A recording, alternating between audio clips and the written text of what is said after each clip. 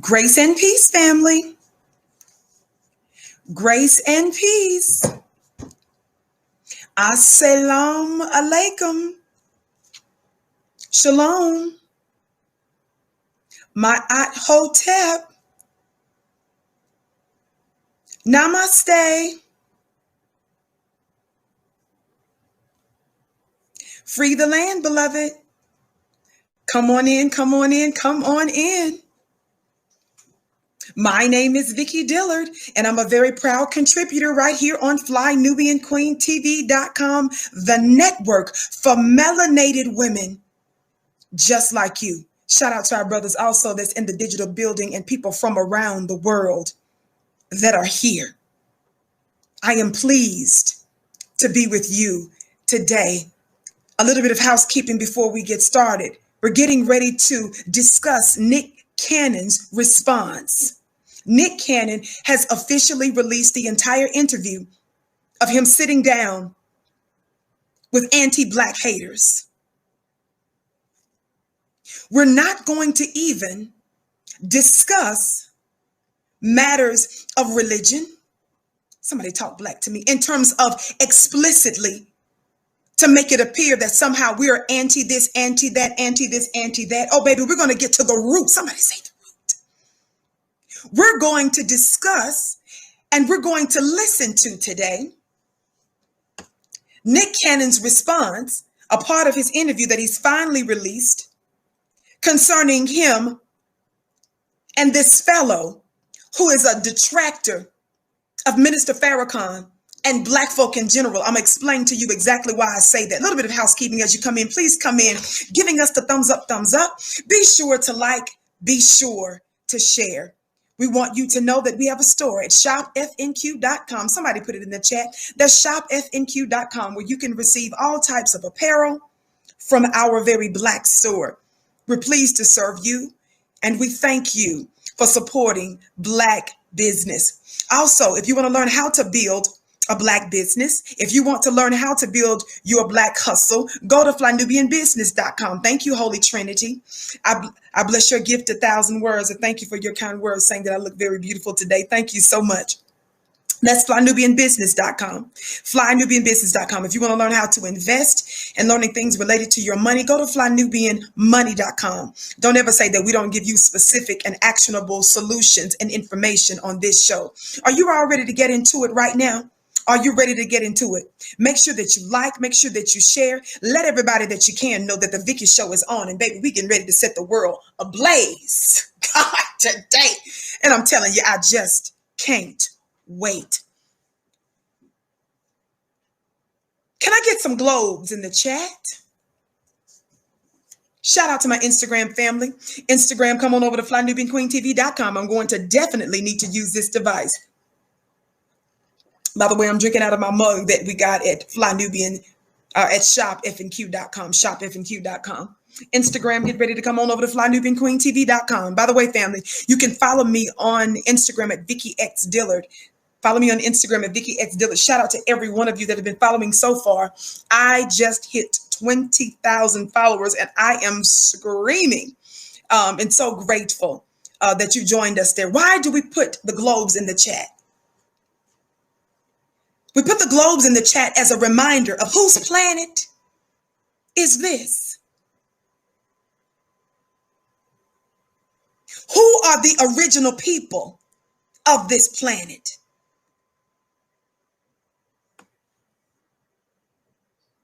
It's a factual statement that the Black man and the Black woman are the mothers and fathers of civilization. We know this to be true, and it is confirmed by other white scholars like Mendel and Leakey, and even some of your more modern scholars. Why is that important to know? It's important to know because they didn't teach us that historical and scientific fact. Somebody talk Black to me. Nobody told us that the red man, the brown man, the yellow man, and the white man came from us. Nobody told us that we are the mothers and fathers of mathematics, inventions, the sciences, philosophy, architecture.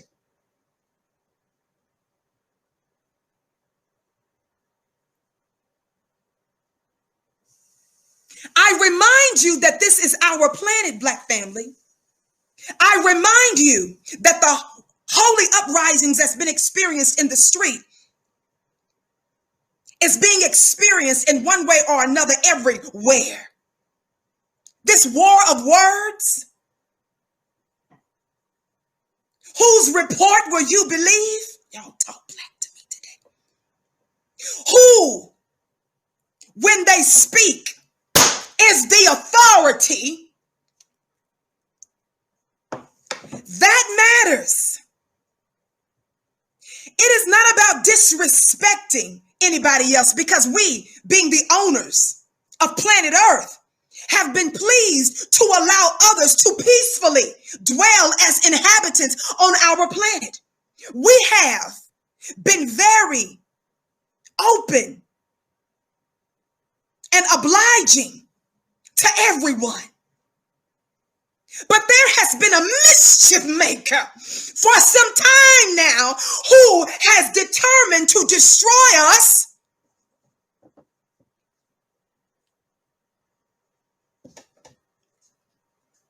And now that we know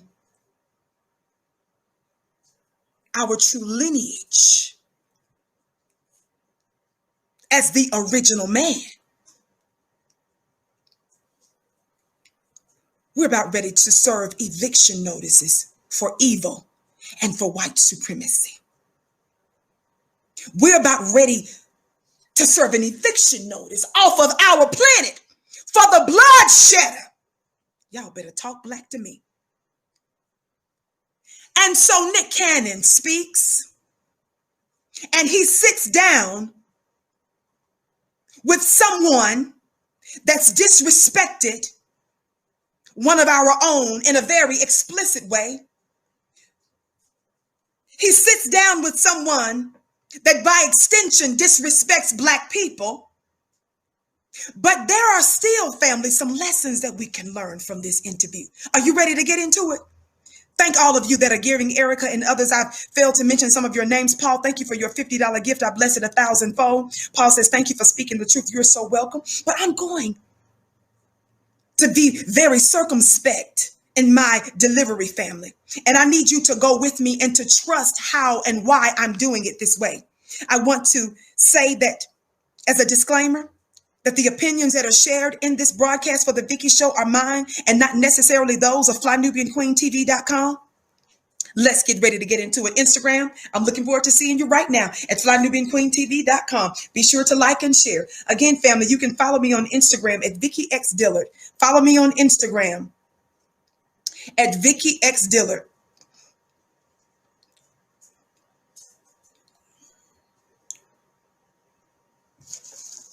Follow me on Instagram at Vicki X Dillard.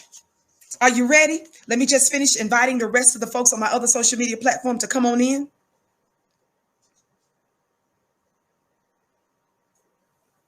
Thank you so much.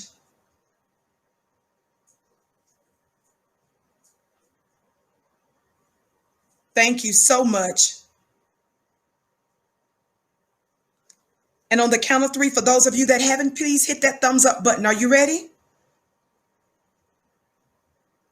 Are you ready? 1, 2, 3, thumbs up. Thumbs up, thumbs up, thumbs up, thumbs up. Thumbs up, thumbs up, thumbs up, thumbs up.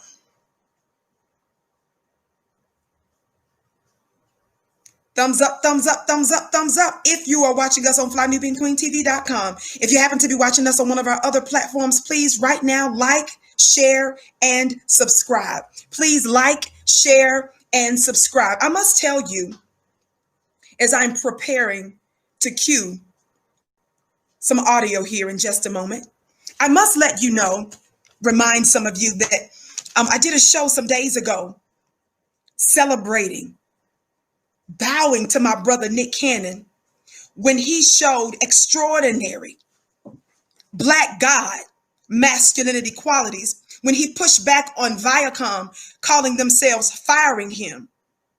And so they were demanding an apology because of statements that they said that Nick made against a Jewish community, which we know Nick his heart was not to disrespect anybody. Nick apologized subsequently, initially, but then he also turned around and demanded the ownership rights to the billion-dollar business that he built called Wild and Out. Billion-dollar business. He demanded ownership rights of his own creation, and he also demanded from them an apology. Since then, the fallout has continued. Nick, for those of you that don't know, received this backlash primarily because of his connection to other conscious Black men, specifically Minister Farrakhan. Y'all talk Black to me. Nick Cannon is not the only one that has been attacked recently. We also know that P. Diddy, Nick, Ice Cube, Charlemagne the God, just this past few days, y'all better talk Black to me, have been directly attacked and has been commanded to apologize for nothing. Thank you, godly chick. So I did a show when Nick showed leadership, when Nick pushed back and said, you know what? I want ownership of my billion-dollar business. And I want you to apologize for disrespecting me. That's right. The latest victim of this propaganda group has been Professor Griff. Somebody say shout out to Professor Griff. Professor Griff has been paying a price to educate Black people, and he has been rejected from mainstream society. But shout out to the work that he's been doing too. So they've been attacking Professor Griff, lying on each and every one of these men that I just mentioned. This has just been the last week, family. Don't tell me there's not an attack. So while we can recognize that there is warfare in the streets, what I want you to recognize, Black family, is that there are different types of warriors. And I've told you that the battlefield that Black folk are having to contend with, they've unleashed a diabolical salvo against us. That means that they are hitting us all at the same time at different directions. You've got to understand that there is first and foremost a war of words. I'm getting ready to let you listen to it, but give me a minute to set this up. Watch this. So I did a show shouting out my brother Nick Cannon, right? And some people, with actually the same day, I think that some hours later after the show aired, is when I learned that Nick gave an apology, another apology. Some would say groveling, asking to meet with everybody in their community, saying how wrong he was and how he hurt them.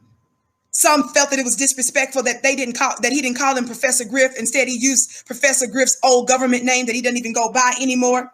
On and on and on, right? This is not a show to beat up on Nick.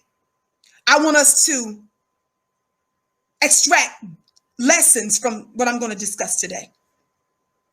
So some people came to me and they said, well, see, Vicki, you should have never ran out there and defended Nick. You should have never did a show celebrating Nick for him to only turn around and apologize and to backtrack.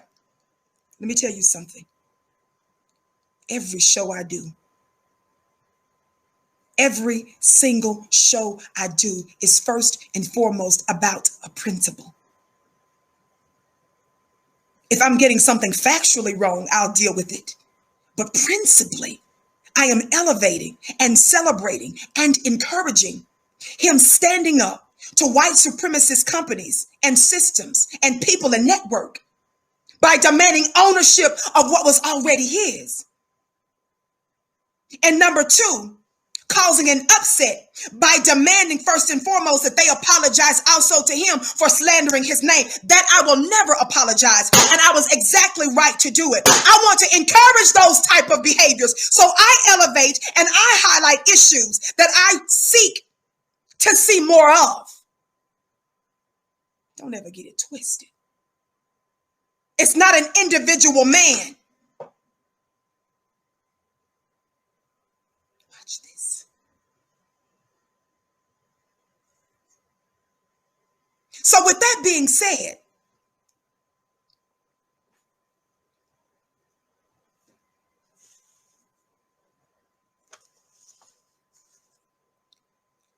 say this as I get ready to cue this video. Copyright disclaimer under Section 107 of the Copyright Act of 1976. Allowance is made for fair use for purposes such as criticism, comment, news, teaching, scholarship, and research. Fair use is use permitted by copyright statute that might otherwise be infringing. Yes. Nonprofit educational or personal use tips to balance in favor of fair use. You will often see me refer to Holy Writ. That means the ancient text. That's not limited to, but it's primarily that you hear me reference on my show, Bible, Quran, and other African Black spiritual writings. This is the didactic nature, the pedagogy, the way in which I teach. I often repeat certain things because I know that we're creatures of habit. I understand that in order for me to download a new programming of your godness, y'all play too much, because you are a God, one with force and power. I understand that the only way you're going to get that is if I repeat it and if I incorporate it and if I constantly remind you of it. You all don't understand sometimes this. Let me give you a little bit of my metaphysical class that you need to join, called clubvicki.com. Go to clubvicki.com. I start tomorrow evening on the Wednesdays answering your questions in my exclusive mastermind class. The kind of stuff that I teach there is when you frequent something, when you do something often enough, you set a frequency. Y'all play too much. I know and understand the power of this revelation that attorney Dr. Ava just recently mentioned, that first of all, if transformation is to take place, that's the only thing that Vicki is instigating, Black divine transformation. There first has to be revelation. Y'all talk Black to me. You have to be introduced to a new type of thinking. So as a thought leader, my goal is to do precisely that. You're not on my show for me to give you information and divine intelligence in the manner in which Rachel Maddow and Sean Hannity and Laura Ingraham does it. Y'all better talk Black to me. We are more than what meets the eye, beloved. So my goal is to speak to you in multiple dimensions, all at the same time. So bear with me when I am incorporating this intelligence that comes from Black writings, just because our open enemy, the racist white supremacy, has managed to miseducate you about your own holy books because they tamper with the books, doesn't mean we throw the whole thing away. There are diamonds in there for you because your ancestors left it for you as intelligence so that you might have the advantage. No army, no nation is any good without a proper and important intelligence agency. We can download information through prophetic scripture. We can download information through divine dreams. Y'all better talk Black to me. We can intuit. That means that we can pick up stuff in an unseen realm that is very relevant in the seen realm when we activate and act on the thing that we've got from that other dimension. I know some of you feel like that spirituality and religion, Black man, has nothing to do with you. The problem with that mindset is because you're unfamiliar and you don't know how to code it. You don't know how to decode divine algorithms. You cast it away. Let me help you understand something. The reason why I always go to divine intelligence is number one, because I eat the word and then it turns around and it consumes me. And secondarily, as I begin to study the word,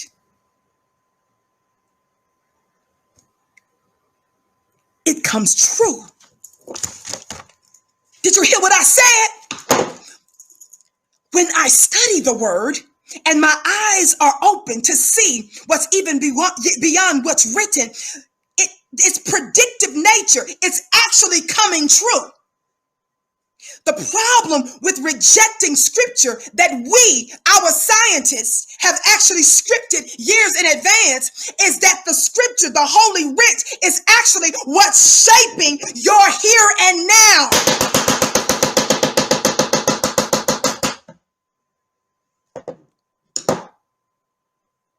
So it's a war of words. Let's get ready to listen.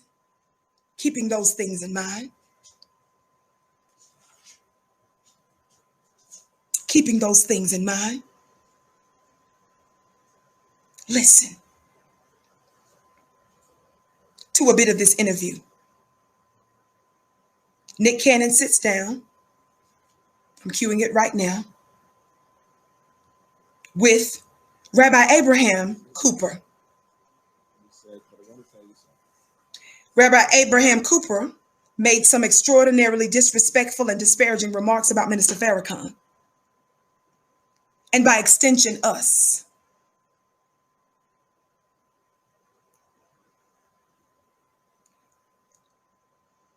We will not excuse that. But I want to highlight some of what was said that I think is important for us to recognize during this interview. As I play this, and I'm going to give analysis as we go, so I'm going to be stopping, going in and out. As we do that, family, I want you to make sure that you come in giving us a thumbs up, thumbs up. Be sure to share, be sure to like. Would you do that for us? Thumbs up, thumbs up, thumbs up, thumbs up. Thumbs up, thumbs up, thumbs up, thumbs up. We're listening now to Nick Cannon, who sat down with some contrary voices of Black people. And it was interesting. On the count of 3, for those of you that haven't, please hit the thumbs up button. Thumbs up, thumbs up, thumbs up, thumbs up. Be sure to like and share if you're watching us on one of our other platforms. Thank you so much. This is Nick's show called Cannon's Class, where he's getting ready to interview with this Rabbi Abraham Cooper. Of Cannon's Class. By the way, Mr. Rabbi Abraham Cooper is with what's known as the Simon Wiesenthal Center. He's with the Simon Wiesenthal Center. And I'm going to get into a bit of that too in just a moment. We're going to keep everything respectful. Again, the opinions that shared here are not necessarily those of Fly Nubian Queen, but my own. But you all know we're going to be classy with it, beloved. Black folks are the most loving people on the planet. We're the most loving and respectful people on the planet. But you about to get this word. Let's listen. My pleasure. And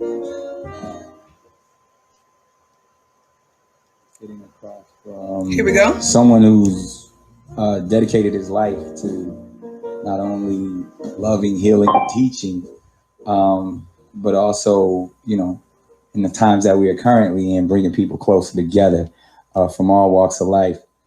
But he has some accolades that we'd be here all day if we started to list them all. But currently the director of global action at the Simon Wiesenthal Center. Don't forget the name of that organization, the Simon Wiesenthal Center. Rabbi Abraham Cooper. How you doing, sir? Doing fine. Even in COVID, we shaking. We got hand sanitizer. We checked our temperatures and everything. We can't really tame former New Yorkers. I would say for the streets of Brooklyn, right? That's right. Oh man, like I said, there's so many places where we can begin, but I'm gonna be honest. The first place I was introduced to your name was when I was scrolling through Twitter about. Listen very carefully, family. Myself, which I've kind of been, you know, on that forum a lot lately. And I saw something saying anyone seeking a PhD in Jew hatred should watch this interview. And that's how that rabbi libelously and slanderously described Nick Cannon's interview with our brother, Professor Griff.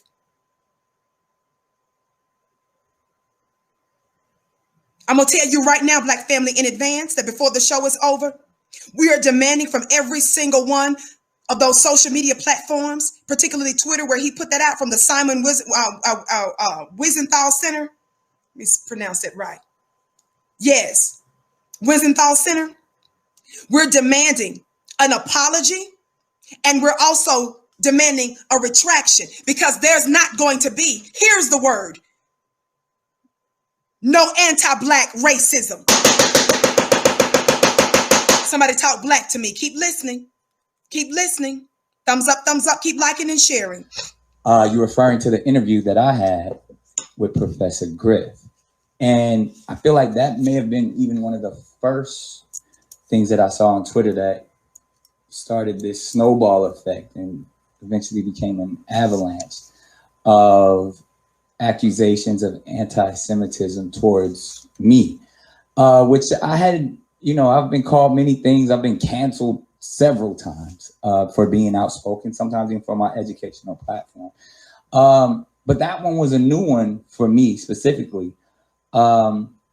because I in no means ever had, I don't have a hatred towards any group of people, but specifically Jewish people, because I feel there is such a connection in kindred spirit to the Jewish community from, and I'm like, this is definitely not the moment for me to be like, hey, my great grandfather is Jewish, or, my best friend. I'm not in that moment, but really as someone who's studying theology and, on a mission to receive a PhD in divinity, I connected with the Hebrew community, it's so deep. I mean, all the way down to, my studies and, from Eastern philosophies, Middle Eastern philosophies. People wonder why I wrap my head in, Hebrew a lot of times was the introduction to me, coming from a very traditional Christian background, son of a... So get ready to listen, family. I want you to listen very closely. I'm going to skip ahead here, and I want you to listen to some of the response. So you have a little bit of the context of how this started. Now you're going to listen to a little bit more of people, it. but the Talmud says the way it works. So it is a must that you forgive me, but about myself, that's a grit. Hold on. Eastern, more than saying that's what I came from, memorizing Bible verses, all those things. And the thing that spoke to me initially on my journey was Hebrew. And then, here we are today where it's become the conversation of the world today. I don't think there's anyone who's not aware of, the conflict and ultimately the pain that I caused. And I said it a few times. I've offered up, and I know it's actually Hebrew scripture, to ask for forgiveness once, twice, 3 times, right. And then they have to forgive you. That's correct. So the Talmud, the Talmud, you have to forgive me. Often gets Rabbi. A bad rap from certain people, but the Talmud says the way it works. So it is a must that you forgive me, but in all sincerity, because I actually don't like apologies, because I feel like apologies are empty. Because in that sense, you can say sorry as many times, but if you don't learn, if you're not corrected, and then you move forward, there's no growth, there's no healing. So that's why, and we'll get into this right now, and forgive me for my long-windedness, but that's why I felt like I'd rather sit down with someone of your stature to really correct me. So I believe more than saying I'm sorry, which I am, I'm sorry for causing pain, hurt to people, but I need to learn how not to do that anymore. Right. Okay, in the first place, Nick, the first issue, Black family, that I have with this entire setup is, number one, that Nick is sitting down. This Black God is sitting down with this fella here, Mr. Cooper. Nick allowed this man who works at the Simon Wiesenthal Center access to his very large platform. Nick Cannon is a global figure of success. Nick allowed this relatively nobody access to him after Nick saw that he disparaged him on Twitter. So after this man disrespected and slandered Nick, Nick said, okay, come on up and let's talk about this. That's the first thing, family, that we've got to change in our thinking. Understanding how sacred you are, Black family. And when you allow easy access by our open enemy to you, you are not recognizing how powerful you are. And the force field, this invisible world that has very real matter and power, when you move, that power and that other world moves with you. Not everybody deserves access to that. But that's not the first place we've seen an opposer show up in a council amongst the gods. Y'all talk black to me. Black family, do you know how powerful you are? Pay attention. I want you to see these other principles. See, we're not here to disrespect anybody, but I'm going to lift some other principles today that I want us to focus on. Thumbs up, thumbs up. Keep liking and sharing. So Nick apologizes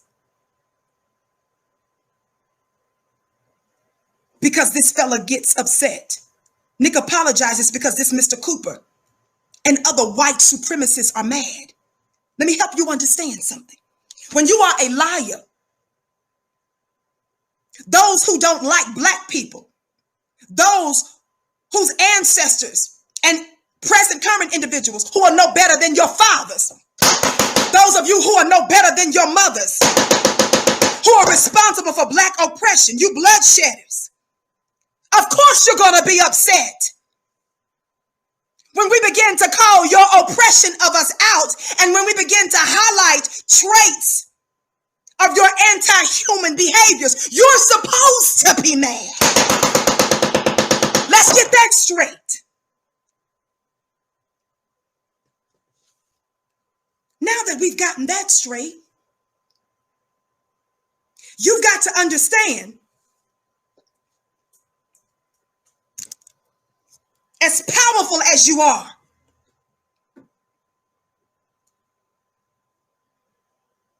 you are gods in the earth. Y'all listen to me. I need y'all to hear where I'm going today. To be in the presence of a Black God of Nick Cannon's stature, Nick considered it to be a pleasure to meet with him. But it was, in fact, us allowing this stranger, are y'all ready for this, into the Holy of Holies. It's your pleasure to be in our presence. Y'all better listen today. Thumbs up, thumbs up. Thumbs up, thumbs up. Keep liking and sharing. On the count of 3, hit that thumbs up button if you're watching on FlyNubianQueenTV.com. If you're watching us elsewhere, be sure to like and share. 1, 2, 3, thumbs up. Thumbs up, thumbs up, thumbs up, thumbs up. There's a protocol to this thing. How many of y'all understand protocol? There's a right way to approach things. How many of you all know that in the military, there's a such thing that's called the rules of engagement? The rules of engagement, they say, is a directive by a military authority specifying the circumstances and limitations under which forces will engage in combat with the enemy. God, today, I'm highlighting a concept. Somebody say rules of engagement. Put in the chat ROE. ROE. There's a protocol. There's rules of engagement. There's a right order to even engage in warfare. Y'all better talk black to me.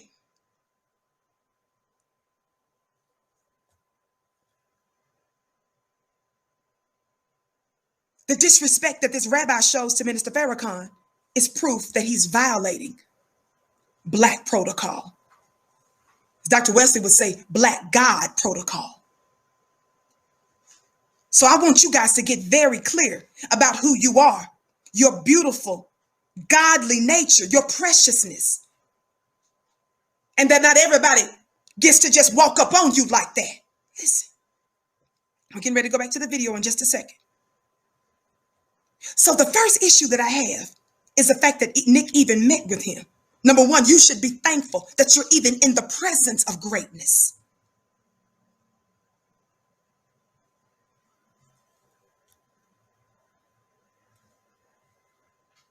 But then I was reminded of another story about Job. Y'all play too much. Are y'all familiar with it? I said I was reminded about how things went down with Job. I'm getting ready to get back to it.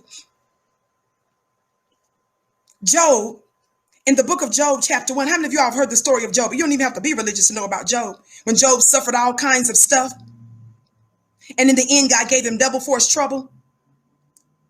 The enemy infiltrated his home. He lost his family. He lost his loved one. He lost his prestige, his status, his wealth. Are y'all hearing me today? But one of the things that it discussed is that before the enemy, in the Bible, it says Satan, before Satan was allowed, before Satan attacked Job, little did Job know that there was a conversation that was going on. Y'all better talk black to me. In Job chapter 1, it says that Job was that man that lived in the land of Uz, U-Z, whose name was Job. He was blameless. He was upright. He feared God and he shunned evil. And it goes on to talk about how wealthy he was, all of his beautiful daughters and sons. And it talked about the thousands of sheep and camel and yoke of oxen and female donkeys and his large servants and all of these different things, right? He was a wealthy man of influence, a man of power.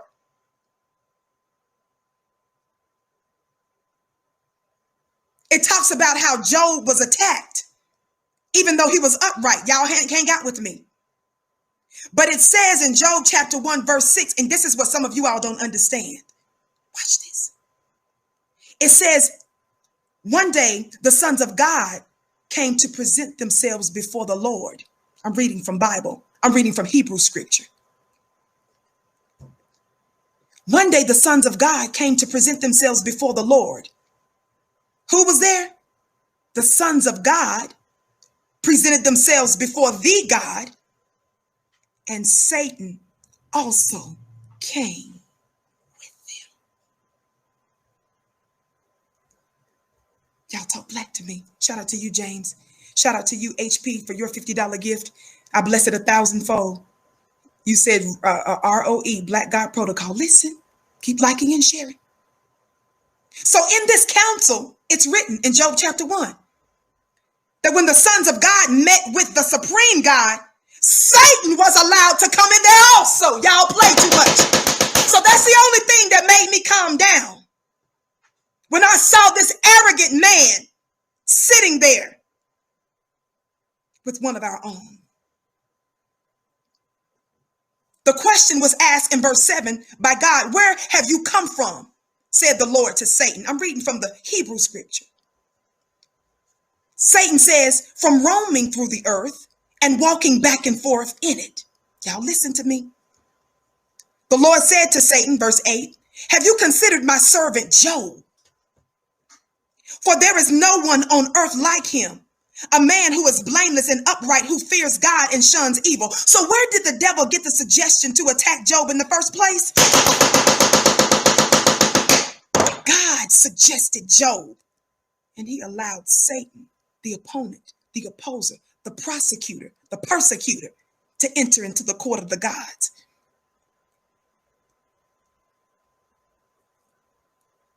Satan answered the Lord, does Job fear God for nothing? Have you not placed a hedge on every side around him and his household and all that he owns? You have blessed the work of his hands, and his possessions have increased in the land. But stretch out your hand and strike all that he has, and he will surely curse you to your face. In other words, Satan was trying to say, I've already tried to infiltrate this righteous man, this wealthy man, this black God who's filled with influence and power in the earth. But there's a hedge of protection about him that I can't infiltrate.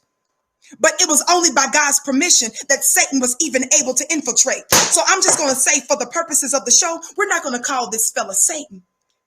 We're going to refer to him as an opponent. Y'all stick with me. He didn't even have any right to be in the presence of one of our black gods.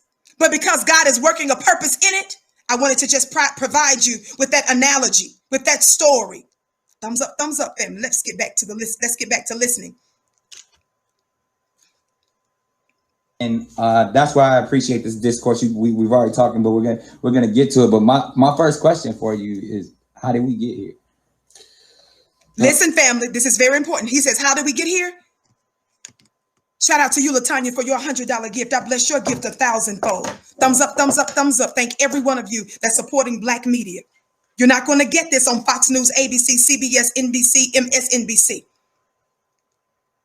We got here because the Simon Wiesenthal Center, one of its main focuses, not exclusive, but main, is dealing with anti-Semitism, which unfortunately, even before the pandemic and everything else that's happened since, we were having major violent attacks against New York Jews on the streets of New York and New Jersey, you know, in the last couple of months. So we took the name, or we got the name of a living legend when he was still alive. His name is Simon Wiesenthal, the great Nazi hunter, man who resurrected justice. That you actually knew personally. I had the honor to know for almost 3 decades. And, you know, someone who came. Now listen to who he talks about. This man works for the Simon Wiesenthal Center, right? The man who that organization is named after apparently is no longer alive, right? Black family, we don't even need to get into religious titles. Our focus is on anti-Black racism. Somebody put hashtag no anti-Black racism. Listen. But he mentions this Wiesenthal guy saying that they called him a Nazi hunter. He's bragging about this man whose organization he works for, this man he considered to be a mentor. Someone that he said he knew for 30 some odd years, who they considered to be a hero, right?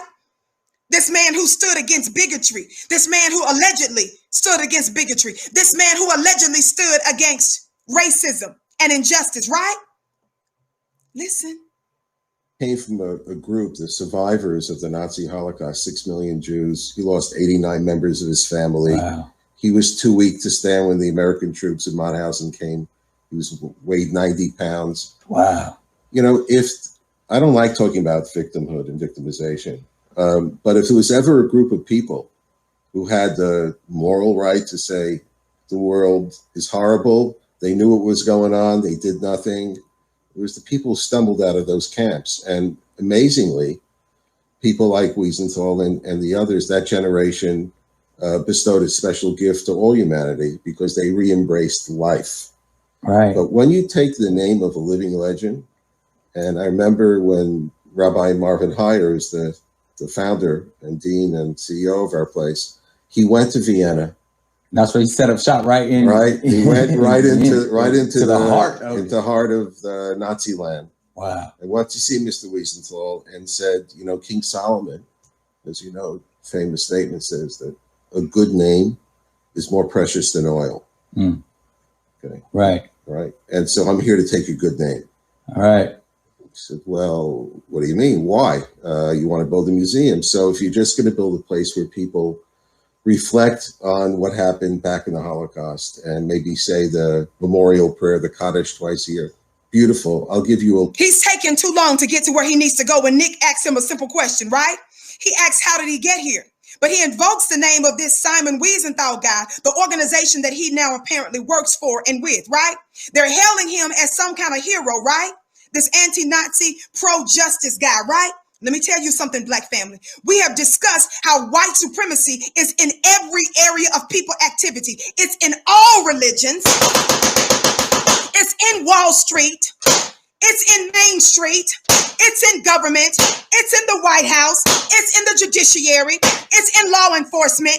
It's in the domestic realm. It is international. It is in agricultural. Somebody talk Black to me. It's in education. It's in the military. It's in every area of life.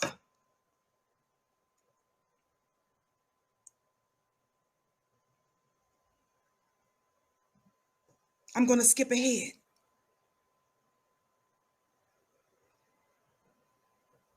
Well, turns out I had something to do with a generation ago. Yeah, we're going to get into that as well. And a younger, better-looking guy just parroting the old Farrakhan lines. Now, and I understand... Do you hear him? He's starting to disrespect the minister. Exactly. That for many people in the Black community, when they hear Farrakhan, they think a Million Man March. They think about Black empowerment, leadership. They think about leadership. They think about one of the greatest orators in America, which is true. Very true. What we think about Farrakhan is a person who has invested a lot of his energies in the hatred of the Jewish people, who's insulted us, said Hitler's a great man, I practice a gutter religion, in some ways really inexplicable. And these are themes that, as I mentioned, he's one of the most honest people in America because he's never changed. Let's stop right there. I'm gonna let you, no, actually, I'm gonna let you listen to the rest of that.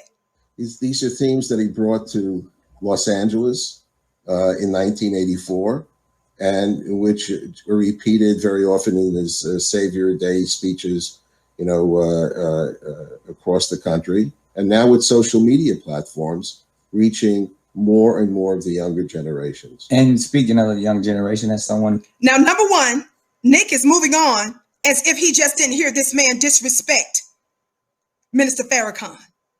He lied on Minister Farrakhan. He slandered Minister Farrakhan. I want you guys to send this link out to everybody that you can think of. You all do your homework to also study who some of these folks are that have unjustly labeled him as those things. But let me explain something to you. Everything he just said is a lie. The clips that they've taken of the minister, they were taken completely and totally out of context. And some are just explicit and outright lies altogether. I've done shows. There's plenty of information debunking those lies. So we are demanding a retraction from the Simon Wiesenthal Center.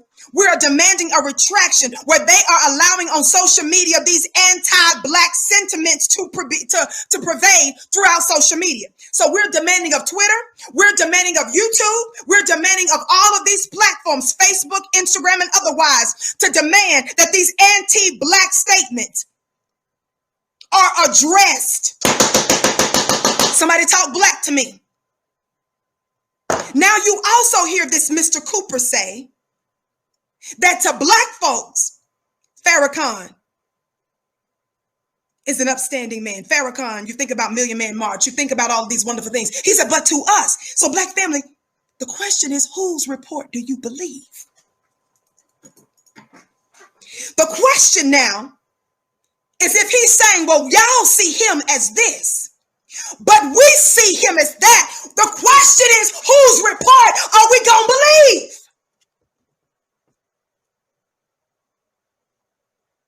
Shout out to you, Ham, for your gift. I love you, Vicki. I love you back, beloved. Thumbs up, thumbs up, thumbs up. Are you going to believe a report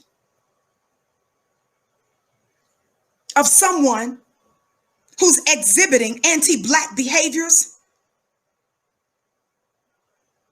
who's spreading lies and propaganda? Are you going to believe what Black folk got to say about our own? Are you going to believe the report of a man who represents a people, not because of this, that, and the third, but represents a people that's responsible for the rape and the murder and the theft and the destruction and the trauma of Black folk? Or are you going to believe what we say about stuff? Shout out to you, Javier. Says, thanks for this, Vicki. You're welcome. Thumbs up, thumbs up. Thank you for the sister that just gave the $25 and the others. I bless your gifts 1,000-fold. Listen, this is not about us hating anybody. Every time you show love for your own people, they automatically want to turn around and tell you that you're the hater. You know that's some tricks, Black family. Keep listening. I'm going to go there in a minute. Thumbs up, thumbs up, thumbs up, family. Who's received, you know, several lessons. Whether it's through social media, whether it was my own reading, my own understanding, and that you would maybe listen. So with man, watch this. If it's not put clearly, which even though I know how you could have taken many of the things that I said as hate and propaganda, but if that was never my heart and intention, but you touched on a bunch of things that you just recently said, and even speaking of the minister. And it reminded me of one of the great quotes of, like, you know, if the surviving lions don't tell their story, then the hunters will get all the glory. So when you speak of a great man like Mr. Simon Wiesenthal and or in what's perceived in the Black community, a great man like Louis Farrakhan. You personally, you said even before we could sit down, you know, as candidly as possible, before we could sit down, that, you know, I must apologize for the hateful things I said. My intentions were, I was talking about how. So Nick, this opponent is the one that's dictating the rules of engagement. So this man who slandered Nick on social media gets an invitation by someone of Nick Cannon's stature to come on his show. But this guy says, I'll meet with you. I'll do this and the third. But first, you need to apologize. Then he gives Nick a homework assignment of 9 pages and some more stuff. Where'd I do that at? You're the God's black man and black woman. And he's dictating black God protocol. He's determining the terms on which you meet. You apologize? No, devil. Sit down somewhere and let me teach you something. It's your privilege to be in the presence of God. And when I'm using the word devil, I'm talking about the sense of the scriptures, meaning an opponent. Somebody talk black to me. Thumbs up, thumbs up, thumbs up. Thumbs up, thumbs up, thumbs up.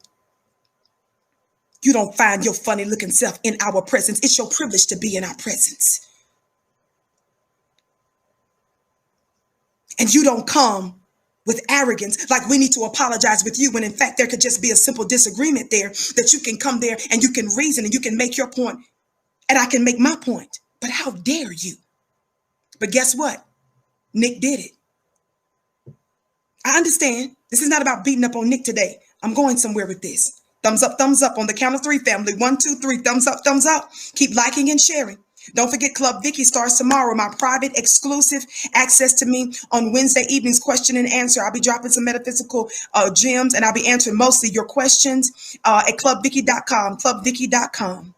Black people were, but it hurt so many people that weren't a part of that community while I was trying to encourage and uplift my own community. And your rebuttal to that, and this was just kind of over, you know, messaging each other, was, let me send you something. And you sent me 9 pages, I believe it was, of, you know, some pretty harsh and hateful terminology. I didn't hear anything. I mean, these were words that I was reading, and I was like, I could never condone any of that. It was hateful, you know, demagoguery, all of those types of things. He's talking about this man sent him 9 pages of words that they're saying Minister Farrakhan said. And Nick said that he told the guy he couldn't condone any of that. How many of you all know that the false prophets are your media agents that take words that you say, they take them out of context? That's what propaganda is. Propaganda is to selectively use words to shape your mind, to get you to think a certain way, to misguide and to misdirect you.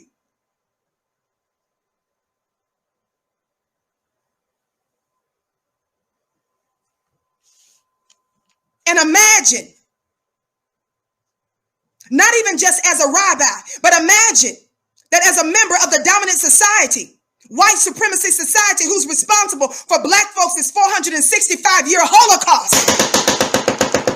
Imagine hearing from a member of the group that's responsible for your near 500 years of oppression telling you read this and apologize for that. How dare you?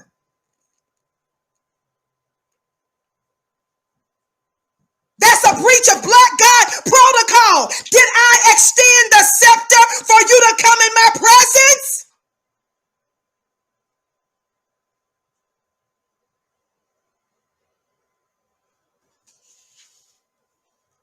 There's some other gems that's in there. This is not just about beating up on Nick, but I want to let you know something. Nick still provided something that's very important in this war against black people. The elevation of the conversation of identity. The elevation of this topic of white supremacy and dealing with the root of it. Do you all understand that the reason why Minister Farrakhan receives disproportionate persecution and hate? I'm going to say it again. I said, do you know the reason why Minister Farrakhan receives disproportional persecution and hate? Is because he's identified the root of white supremacy. Some of you all are seeing the fruit of it, and you're fighting fires all over the place. But he is hated in a way unlike anybody else for longer than anybody else by some of the most powerful forces. Because he has identified the root. That's for another day and another time. Just keep that in mind. Thumbs up, family. Keep liking and sharing. Don't forget you can follow me on Instagram at Vicki X Dillard. Make sure that you've all subscribed too, by the way. Listen.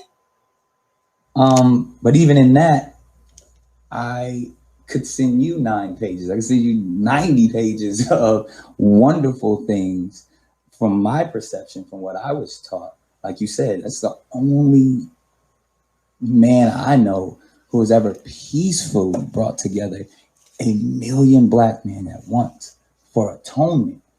And when we speak of atonement, yes, this is what we're here for. When yes. If you know the definition of atonement, to right the wrongs of, or for anyone that you may have upset or hurt, that's what atonement is. And I feel like this is an atoning moment. But then I had to go in because I'm not here to protect anyone else or only have this relate to.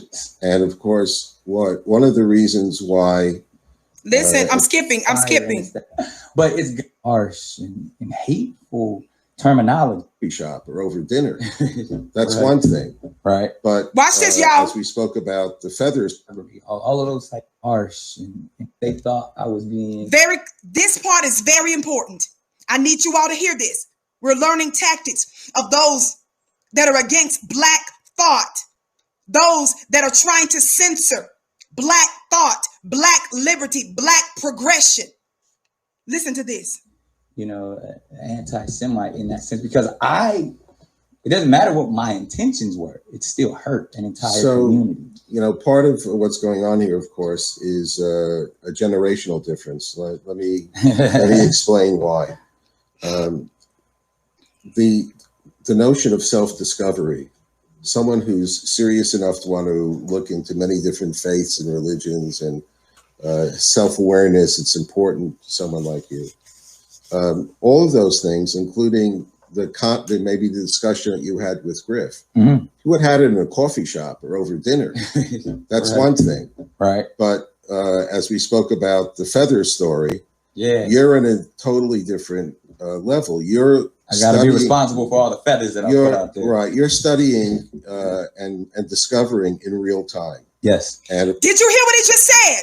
This man is upset. He's told him he's trying to tell Black gods, you're trying to tell your mother and your father what to do. He just told him that your conversation with Professor Griff would have been okay if you had it at a coffee shop. Who are you talking to?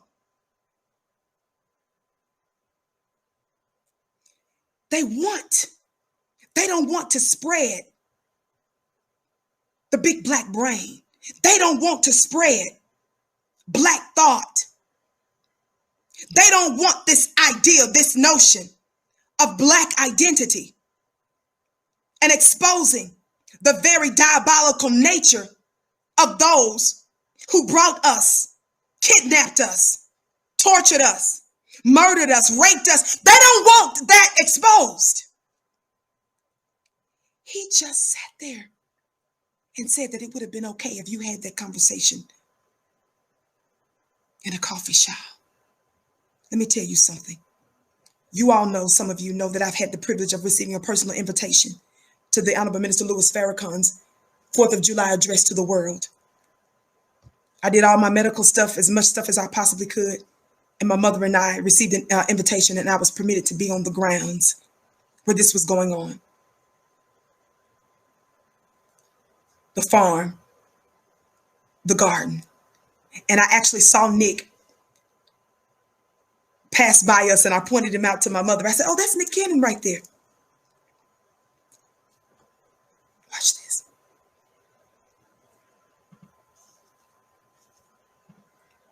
One of the things that I'm going to tell you that's absolutely unacceptable is that this open enemy managed to disrespect Minister Farrakhan, but he should have gotten checked for violating protocol and rules of engagement, because you're not fixing to speak against one of ours. But I want you to listen to something else that he just said here. I'm going to connect the dots here with what I just said in just a moment.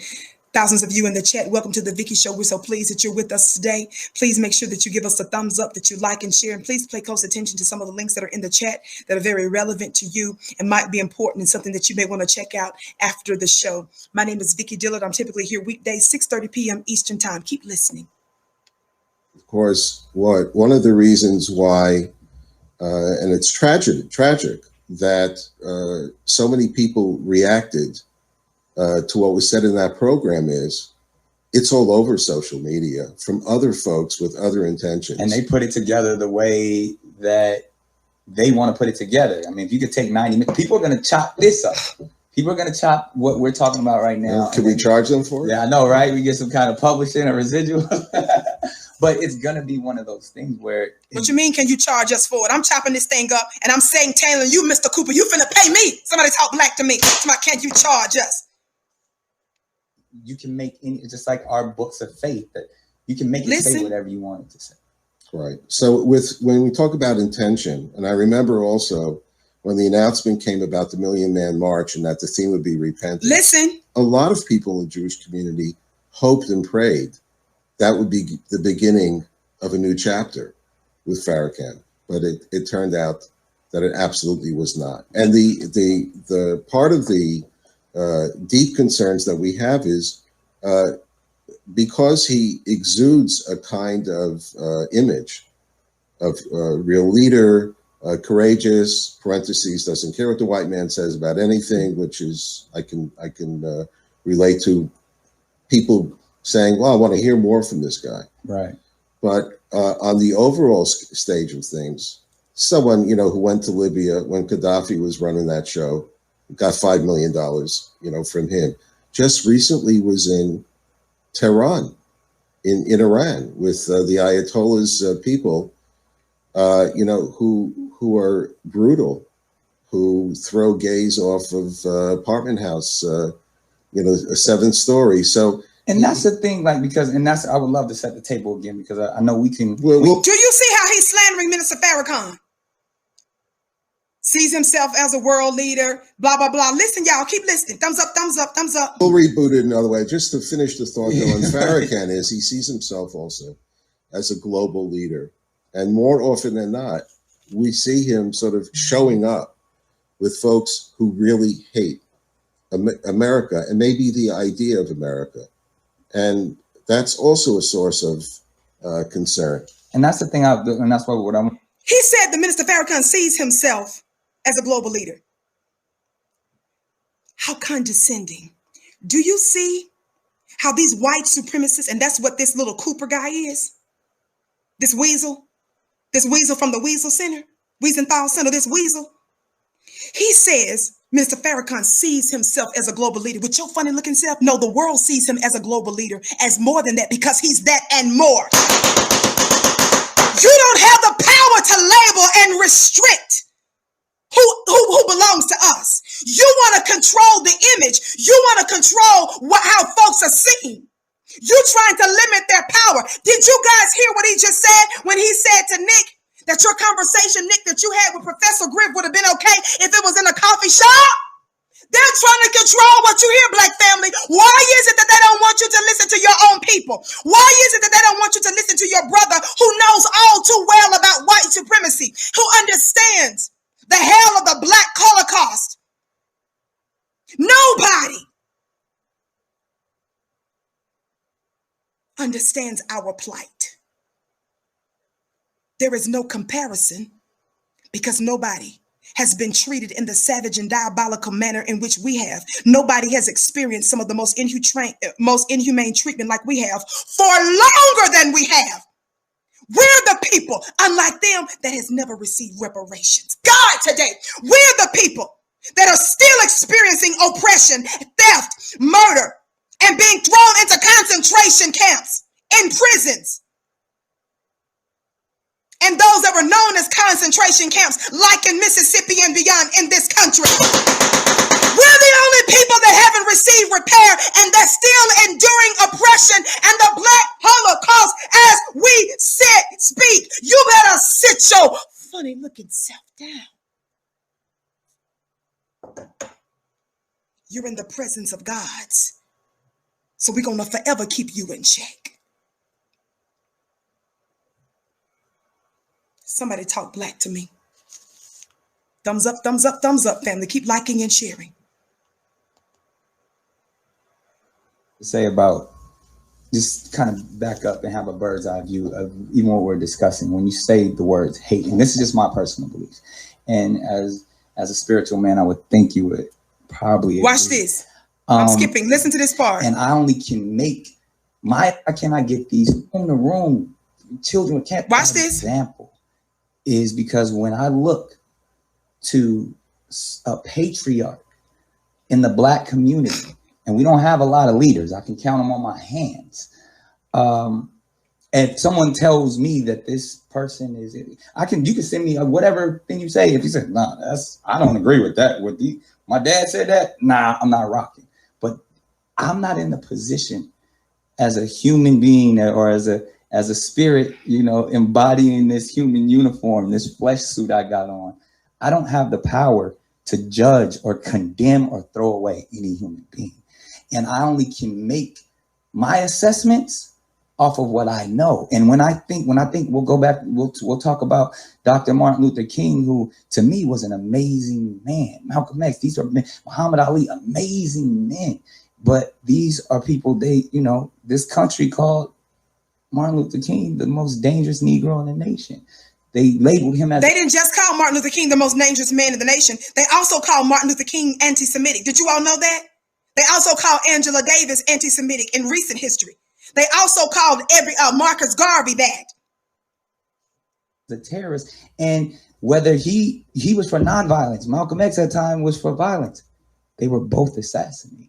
So when someone else tells me, someone that I knew since a child, only to be a leader to my community, that I not only can't listen, I can't even talk about him. I can't stand next to him. I can't take a picture with him. Think about what Nick is saying in front of this man. He's saying, you guys told me I can't talk to him. I can't take a picture with him. Are y'all hearing how Nick is acknowledging the fact of how they're being controlled as a Black man? Who are you to tell us who our leaders are? Y'all better pay attention. This is the work of white supremacy across the board. This is the work of white supremacy that you see on Fox News, NBC, ABC. This is not just about a religion, but we're certainly highlighting the fact this is talking to one of the teachers of a religion right now. But I'm trying to let you guys know how it is absolutely unacceptable. Because you say something is true doesn't mean it's true. Keep listening. Who am I to believe? If somebody told me that, I would be so confused. Watch this. So, in that same sense of someone who I know is about loving, understanding, and healing, my question would be, and I've heard the same thing from him, and I would love to hear what you would say when it comes to atonement, repentance as loving spiritual people. Watch this. I've been through these cities, like South Central LA, Compton, handing out free food, knocking on doors during the times of COVID, giving toilet paper with the Nation of Islam. With the Nation of Islam. But I'm on the board of St. Mary's in New York, Children's Hospital, where my personal friend, a rabbi, we go from room to room, children can't. I know beautiful, amazing men who have completely different walks of life. And I'm like, why can't I get these two groups together to speak? Why is there so much division where— Nick, let me answer your question. Nick just said, why can't I get these two groups together? Nick, you know the answer to that. It's not because Black folk, Minister Farrakhan, and the Nation of Islam refuses to sit down. I cannot stand when somebody's involved in an argument. I've been in plenty of disagreements and debates over the years of my life. And it gets on my nerves when people say stuff like, well, both of y'all need to just come together and both of y'all need to make it right. No, if that person is 88% wrong and I'm only 12% wrong, don't act like it's equal. That means you're lying. Nick, the reason why, and you know the answer, Nick, the reason why they can't come together is not because Farrakhan, Minister Farrakhan, and the nation, his researchers and his team are refusing to sit down and to prove the point. They openly asked for a public debate. They refused. Don't mix us with this opponent. Call them out and say, you refuse to sit down. You are making these allegations that you're refusing to prove with evidence. These people are saying they're willing to come to the table. They're willing to openly debate this. They're saying, bring your people. We'll sit as men. We'll sit peacefully. We'll do it in a civil manner. But you guys are ducking behind your own tails. You're running from the debate. Why?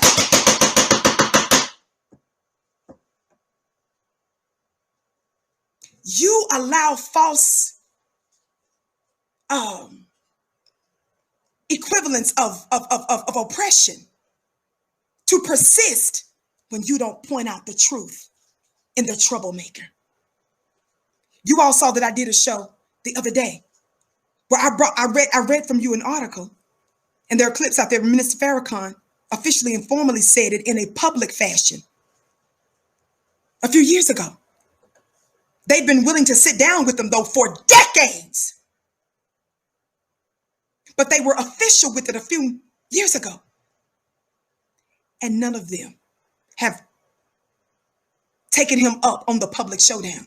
I read to you an excerpt from Alan Dershowitz, this former Harvard law professor who taught law at Harvard for decades. Politicians, known by politicians and presidents and all this kind of stuff. Some of them were his students. Alan Dershowitz, who was right there on the floor to defend Donald Trump during his impeachment, he publicly came out and refused to debate.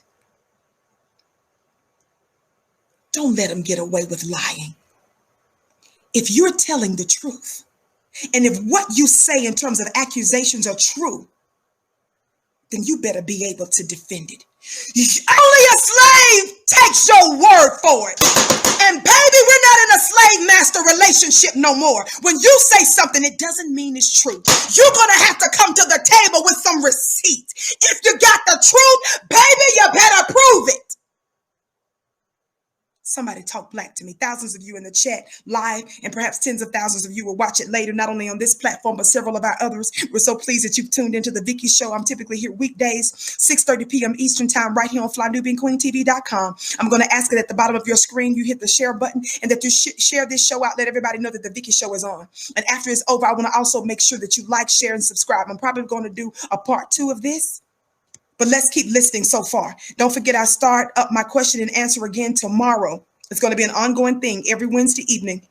The details are available for you at clubvicki.com. I think it's 9 p.m. Eastern, 9 p.m. Eastern on Wednesdays, clubvicki.com, where you have access to me in an exclusive private mastermind class where I'm going to be answering some of your questions. I'll be answering your questions, and I'll be dropping just a few metaphysical gems, and we'll discuss that. Are you ready for that? If so, go to clubvicki.com. Keep listening. Loving spiritual leaders won't talk to each other. Right. So let me... Now watch what he says. Nick again is saying loving spiritual leaders won't talk to each other. Nick, that's a lie. Nick is saying some pretty good stuff on some of this, but Nick, that's a lie. You know full well the minister is willing. The minister has already made it clear that they're willing to have a public discussion and debate about this. Stop acting like both sides are equal. Because you let the open enemy get away with murder when you don't hold them accountable. It's the same reason. It's the same mentality and thought process of family members like Brent Jones' brother telling Amber Geiger, the white supremacist terrorist who murdered his brother. And after she murdered his brother, she was still sexting. After she murdered Botham Jean, she was sexting. He said, I don't want you to do a day in jail. He says, I love you like I love everybody else. That mindset of excusing and not holding accountable your killers is because of things even like that.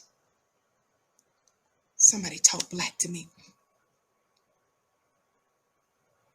Introduce you a little bit to my worldview and how I was born in 1950. That's 5 years after the end of World War II. Just get to it. During the Nazi period, that's 1933. When there he go with the Nazi period. When he committed suicide. Right. Now just listen to that. This man is talking about when he was born, talking about Nazi period. That's not what the question was. Why is it? He's saying, why can't moral leaders, spiritual leaders sit down and talk to each other? First of all, you know full well that Minister Farrakhan and his whole team have already made it clear about a public debate some time ago. I don't know that they care about that now. But we know that the other side will never show up. So let's be clear. We sitting there, listening to him talking about all this other miscellaneous stuff that's not answering the question. So he's evading. He's being evasive. His game plan about Jews, what he thought. He already wrote about it. Right. When you come to the Museum of Tolerance, you're going to see something he wrote in 1919 and signed. So now notice what he said. When you come to the Museum of Tolerance, in other words, I guess Nick must have agreed to go to their museums to humble himself. Baby, you need to come to the black museums. The lesson you need, the museum that he needs to look at right now. Are y'all ready for this? The museum that you can visit right now, Mr. Cooper, is not just a Harriet Tubman museum. It's not just a Sojourner Truth or an MLK or a Malcolm X. We can take you to a recent museum. You ready to hear this? I just heard spirit whisper it in my right ear. Y'all play too much. You know which museum you can go visit, Mr. Cooper? The graveside and the morgue of the Ahmaud Arbery's, the Rayshard Brooks, the Breonna Taylors, the George Floyd. Go down to the examiner's office where their bodies were just laid.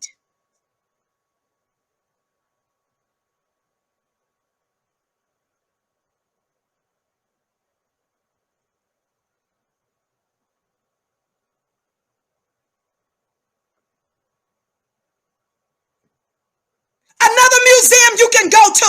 Go to that Wendy's in Georgia where those white supremacists murdered our brother. And after they murdered him, shot him to death. Said, I got him. Kicked his body. And when he was asked how he was doing, said he still had an adrenaline rush. You can go to the street where they gunned down, hunted down Ahmaud Arbery, where his blood was shed in the streets.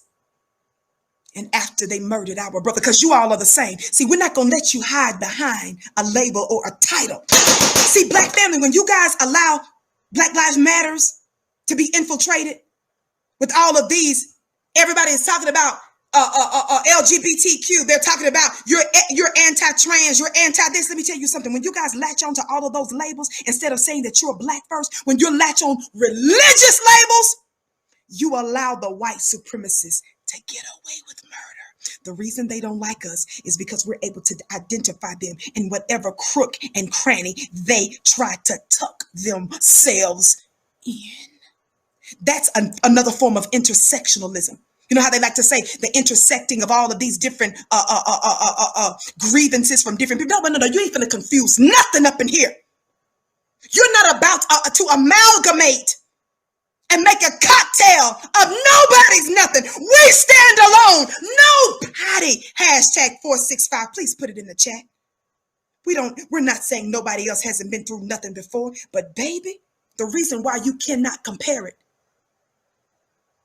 is because it's incomparable. For the reasons I just stated a few minutes ago. Number one, we're still in hell. We're still involved in the Black Holocaust, and we've experienced some of the most inhumane treatment than any other people on the planet for longer. And not only are we still dealing with the Black Holocaust today, Black oppression today, Black persecution today, Black tyranny today, we've not gotten reparations. You guys have. And moreover, America has not ceased and desisted her diabolical anti-Black terrorism.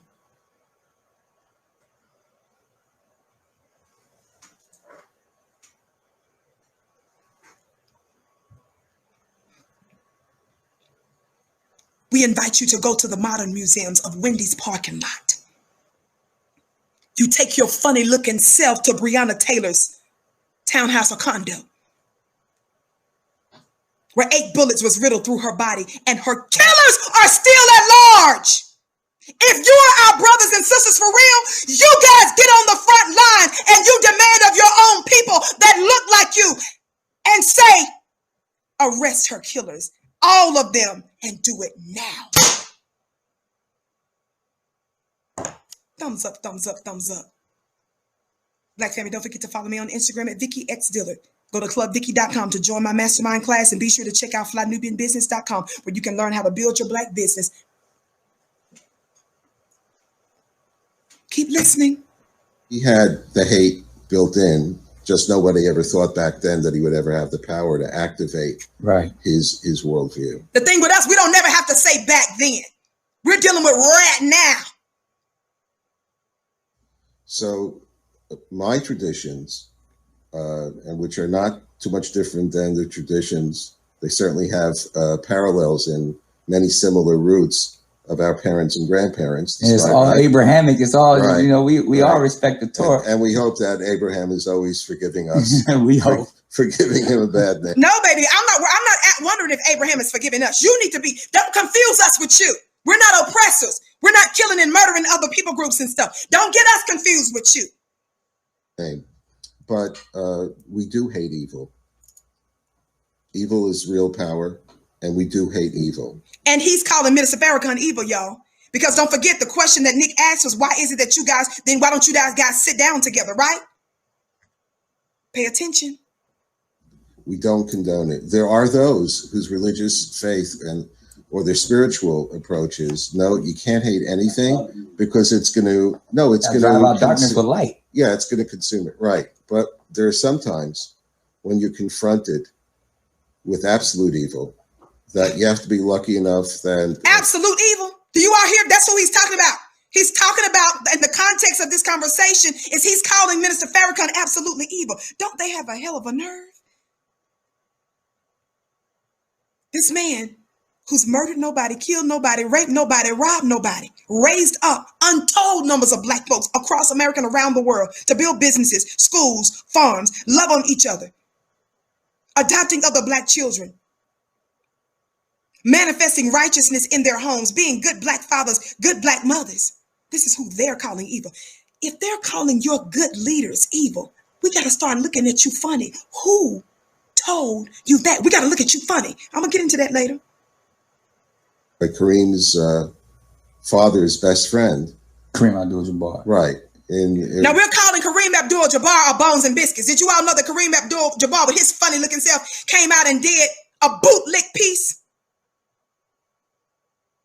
You know, he's trying to show his tail as a bona fide, certified, holistic, thoroughbred Sambo. They love to quote the Sambos. That's the reason why I give you Sambos this work. Burst into a Nazi concentration camp in 1945 and saved some people who a few days later would have been dead anyway from starvation. I don't know nothing about that, but I do know about the show where I gave you guys receipts, how Black women officers, they served as officers and nurses. And did you all know that the Black women officers during the war were forced to nurse Nazi soldiers? Do you all know that it was a lot of young Black men that signed up to fight the Nazis because they saw them as enemies to the United States, even though they couldn't pee in the same toilet? Did you guys know that the Black soldiers that helped to fight the Nazis were not even able to eat in the same mess halls with their own so-called fellow white American soldiers, but that the enemies were in the mess hall eating together and giggling together? Prisoners of war sat down with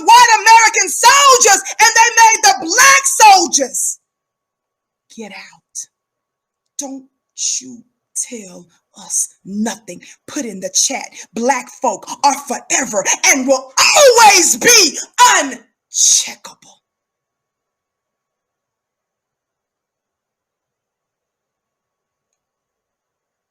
Some of you all missed that dedication show that I did on Memorial Day. Go back and watch it, please.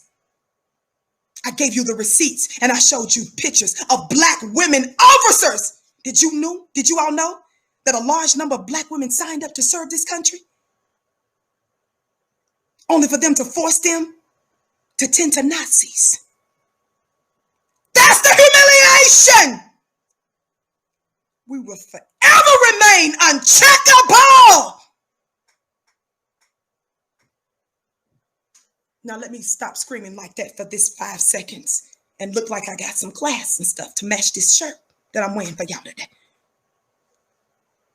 Thumbs up, thumbs up, thumbs up. Be sure to like and be sure to share. I am throwing these curly braids all over the globe today. Again. Everybody hit that thumbs up button. Everybody hit that subscribe button. Would you thumbs up, thumbs up? My name is Vicki Dillard. I'm typically here weekdays, 6:30 p.m. Eastern time. The reason why I ask that you hit the subscribe button and make sure that you hit receive all notifications is because I'm not the only queen here. And I want you to have access to some of the other sisters' shows.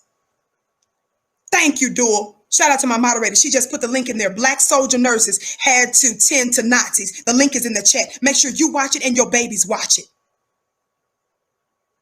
Thumbs up, thumbs up. Keep liking and sharing. Listen.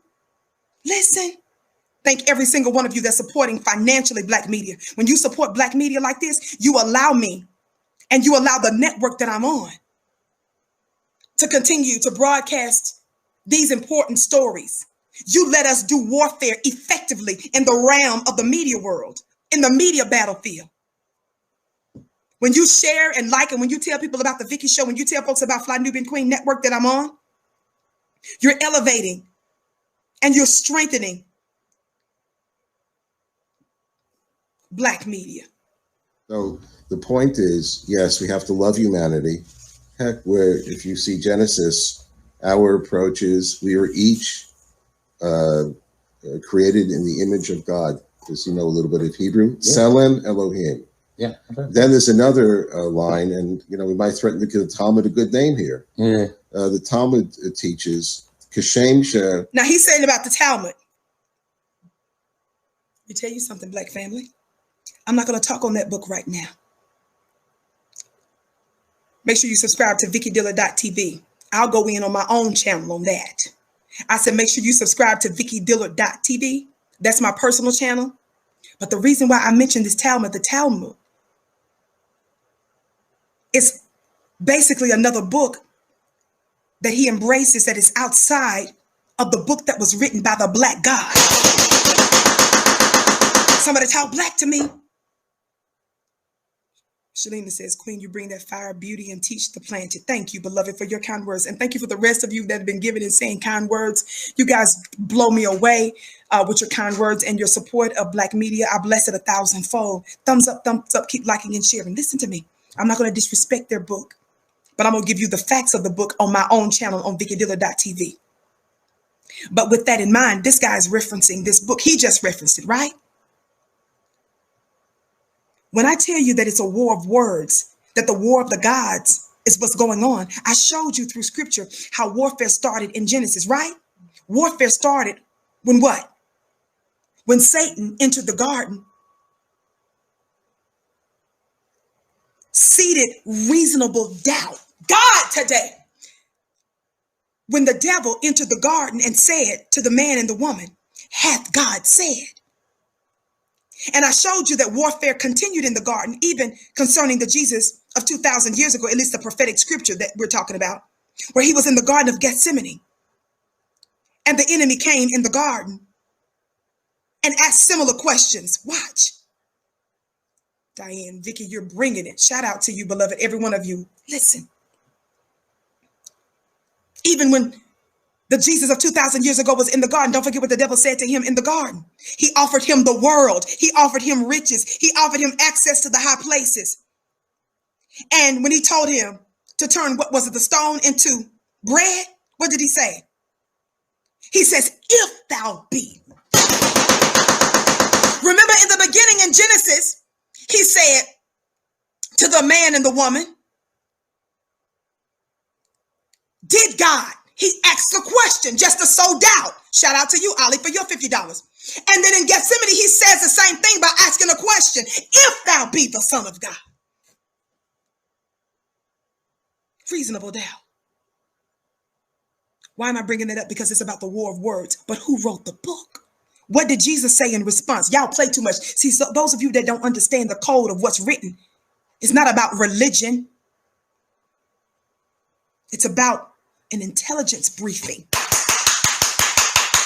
The holy books are intelligence briefings from your black ancestors who are trying to give you the advantage.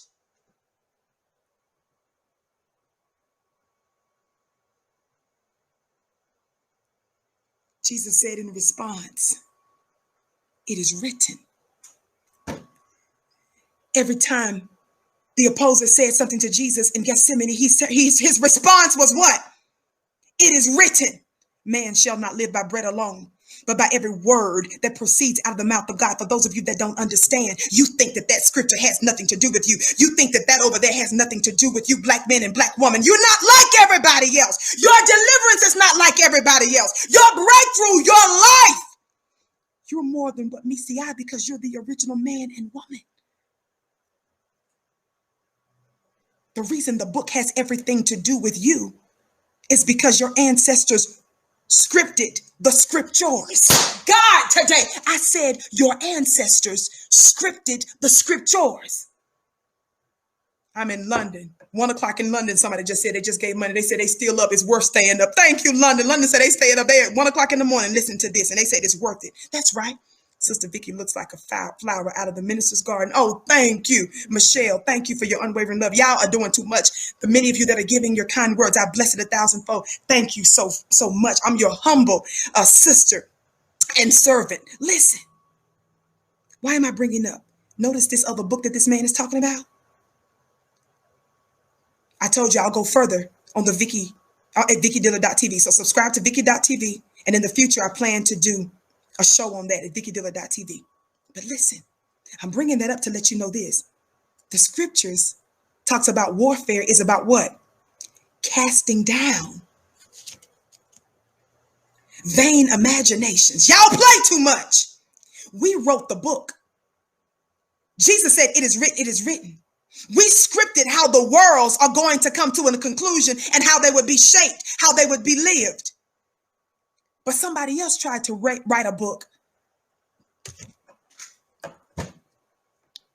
contrarily. Those of you who don't understand, you think it has nothing to do with you. It has everything to do with you because what's written is what's shaping your world today. It has to do when you study Daniel. Daniel was given the codes. He was given insight to nations, the future of nations, thousands of years in advance. Y'all play too much. But then somebody else wrote another word. Vain imaginations. Y'all play too much. High thoughts. Are y'all ready for this? High thoughts that exalt themselves against the knowledge of God in 2 Corinthians. Y'all play too much. I ain't playing with y'all today.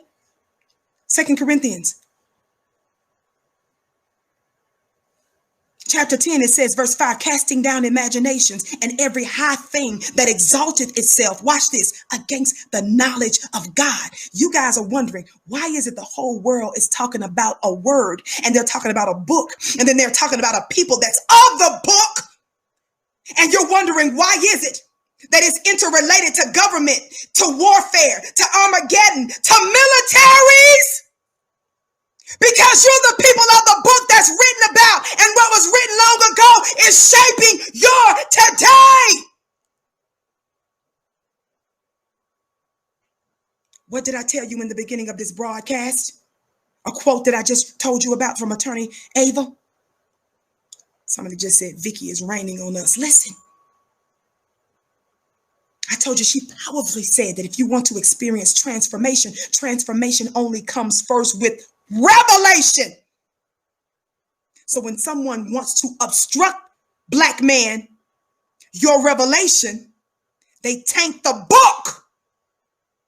They misdirect you, they miseducate you, or they deny you the ability to read and write, or they lie to you about the interpretation of the book because they know that in order for you to receive transformation, you've got to have a revelation. So they mess with the intelligence. And how many of you all know that one of the most powerful aspects of warfare is when you are given bad intelligence? Y'all play too much. More proof that we are dealing with a war of words and about a word. This is the power of media, television, radio, and print media. And this is the reason why they don't like this right here. I mentioned to you a few minutes ago that I had the high privilege of having a personal invitation from Minister Farrakhan's office to invite me to attend the garden. We were socially distanced. I was quite a distance away. But the idea that I was even on the farm, I had to leave early. I told you guys that I left right after because I got sick. You all know I'm battling an autoimmune illness and I haven't traveled since last year. Watch this. One of the things that Minister Farrakhan said during his worldwide address on July 4th, where millions and millions of people have watched, where YouTube has pulled down one of the major networks, they've removed it, where you see opposition in all these places to try to shut up what this man is saying. Watch this. He said something during that event. And I made a promise. I won't get into all of the details, but I had the honor of speaking with a staff member after I attended the event. And my direct word and promise to the minister, and he knows this directly from Vicki. He said during that event, he said, if you know the truth, he said, you better shout it from the mountaintop. And I made a vow in that moment that by the help of God, Vicki is going to shout the truth from the mountaintop. That's a war of words. They killed Martin King not because he had a machete, not because he had an AK-47, not because he threatened to do violence to America. They murdered Malcolm X. Though Malcolm believed in self-defense because he learned it from his teacher and he was part of the nation that believed in defending yourself. But he was not a man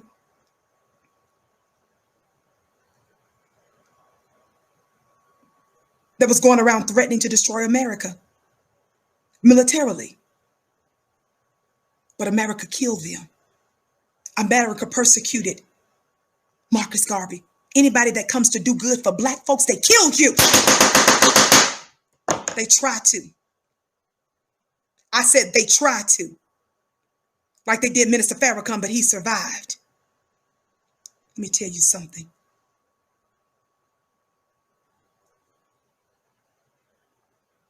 Those men didn't do violence to America, but they have been attacked and assassinated or attempted to have been assassinated because of the words, a greater weapon.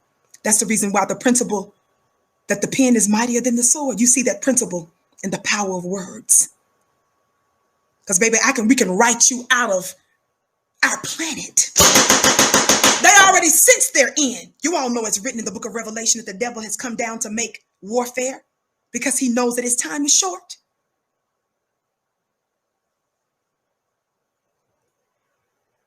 See, it's our word, God today. In the beginning was the word was with God, the word was God. Y'all ain't ready for this revelation. It also, that was what it said in Genesis, right? But in the book of Revelation, if you study it out, and I know some of you guys are scared to death to study that book, it's because some of the stuff that we've been taught confuses us, because you know why? A white supremacist mind is the one that tried to give us the interpretation. I had to throw all of that away. I give no credence to what they say.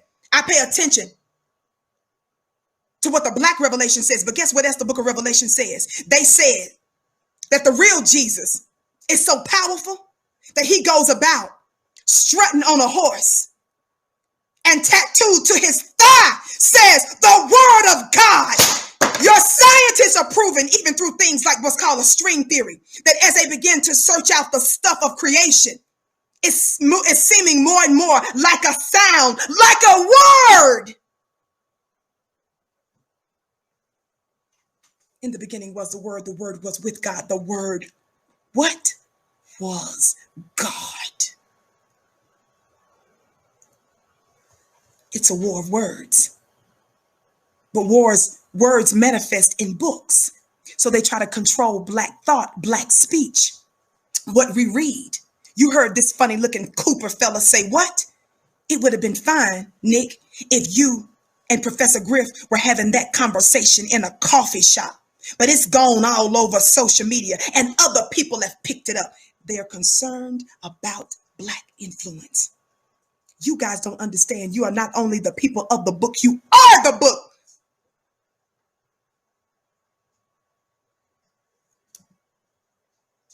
There was a song I grew up singing. I was raised in a Baptist church. We would go to what they call,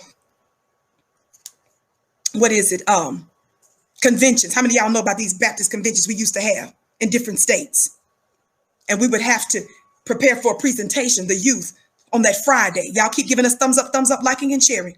Go to clubvicki.com and make sure that you check out our store at shopfnq.com. Somebody put it in the chat.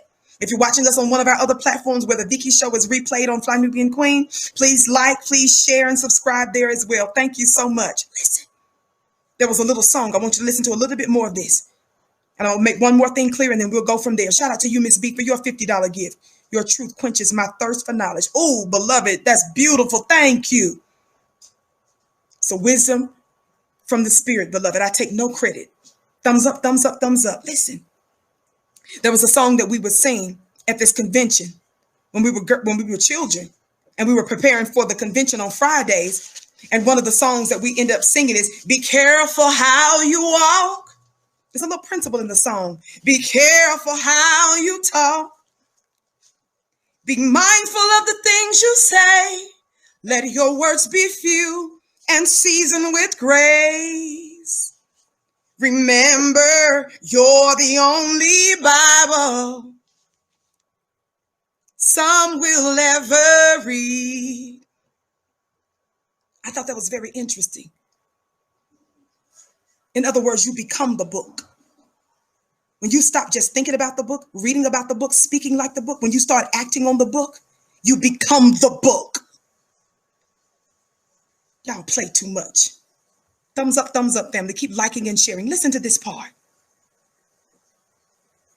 Partsufehem shonim, shono kach deoteim shonim. Okay. Which means panim is face. Just as no two faces are alike, no two people think exactly alike. That's true. And I since, I don't know, I'm gonna shout myself out, give myself a Hebrew thing I know, Azel, Haham, Halomed, Mikal, Adam. Excellent. Means all people. If you all the wise man must learn from all people. That's correct. So I believe while we're in that. sitting here and that's even in that question. What Mr. Wiesenthal taught me some interesting things, but I think only someone who went through it could sort of set those markers down, because he refused. Let me tell you all something. My brother said this so powerfully earlier today. They're sitting here talking about all this stuff. Family, I'm going to probably do a part 2. Would you guys come back tomorrow? I'm going to pick this up tomorrow, do a part 2. But before you go, I want to show you something. Inshallah, God willing. I want to go through this again. I want to go through part 2 because this is a lot. Watch this. Thumbs up, keep liking and sharing. Let me tell y'all something. This guy is sitting here, and Nick is sitting there talking about how he hates white supremacy. You're going to hear it. But Nick is sitting there with a white supremacist, openly still disrespecting Minister Farrakhan. But let me tell you something. Even though Nick allowed him to get away with some disrespect, there were still some important things that's happening during this interview. This guy, this Mr. Cooper, is looking kind of stupid. I said, this guy is looking kind of stupid. Let me warn you guys something. Let me prophetically tell you something. Let me foretell you something. The fact that this man did this interview, even though Nick apologized, even though Nick looks like he's groveling and humbling himself, even when he shouldn't have apologized, let me tell you something. Because of the nature, because of the historical pattern and precedents our open enemy has set, they're going to see this as a loss. Y'all ain't believing me right now. I know right now you guys are saying that Nick looks weak. He should have called them on some stuff, and he should have called them on some stuff. But can I tell you, some of the things that are highlighted in this interview is still exposing them. And you're going to see a lot more of them, white supremacists, trying to give more and more backlash. But can I tell you something? They're going to do it in a way where they're going to see white supremacy is most effective nowadays because they rename it. They call it something else, and they administer white supremacy. They change the manner in which they administer white supremacy. Did you all hear what I said? So the reason why some of you are not going to recognize white supremacy, and the same reason you don't have your physical chains on you anymore. So some of you Negroes get confused and think that you're actually free, but you're actually remote control. You're dealing with a Wi-Fi enslavement. You can't see the obvious connection because you can't see the cord and the plug. Because they call it something else. Give you an example.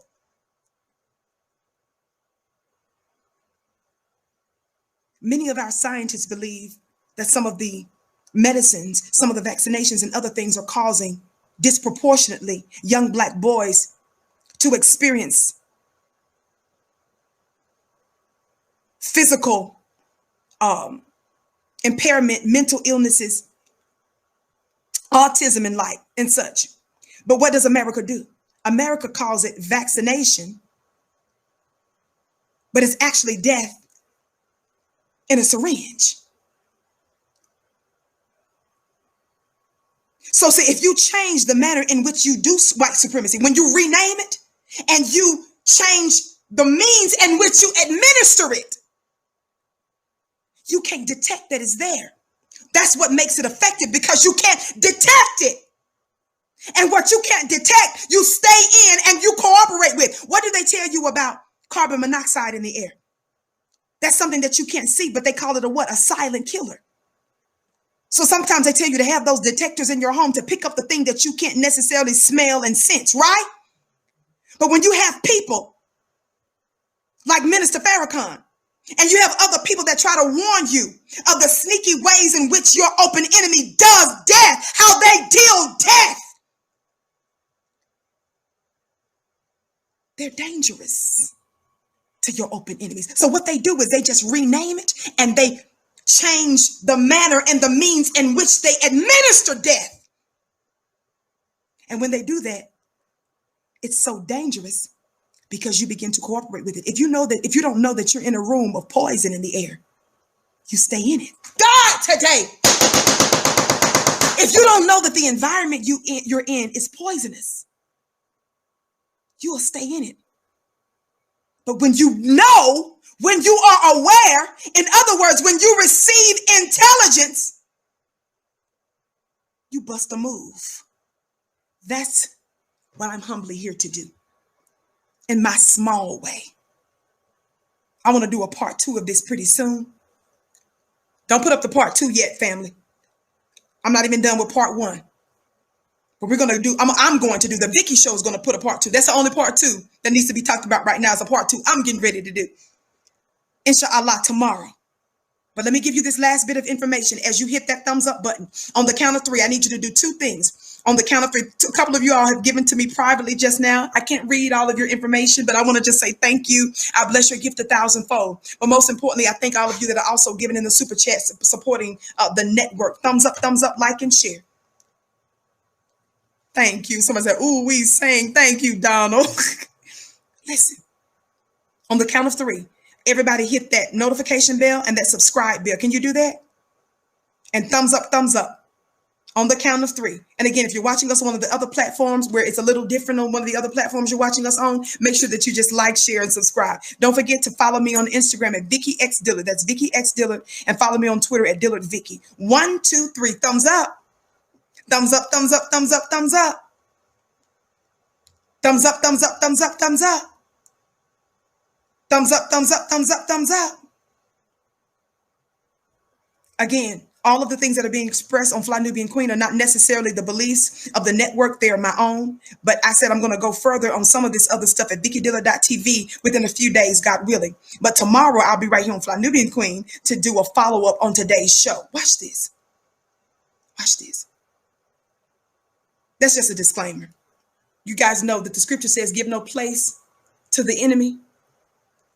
Y'all know I believe in crossing T's and dotting our I's. Y'all better talk black to me. Listen. So I contacted one of the greatest researchers that I know on the planet.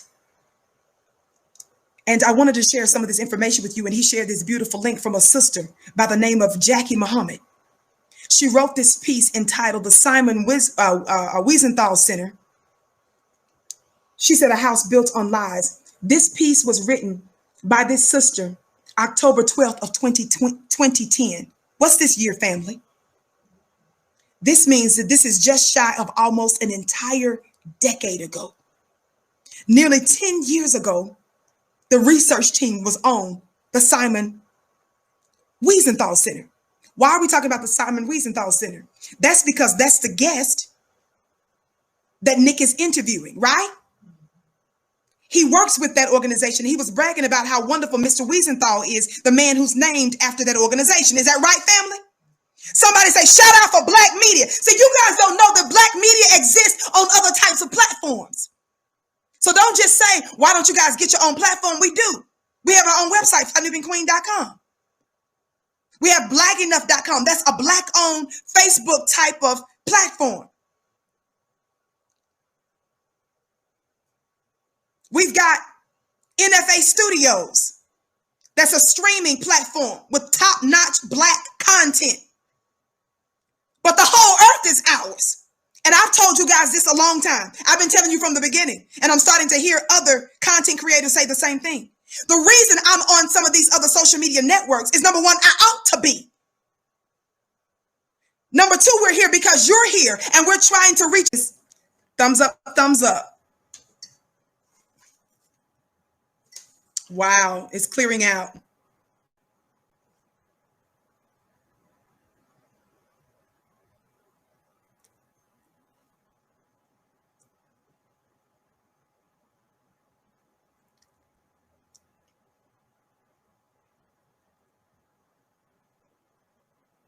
I'm going to go ahead and click off.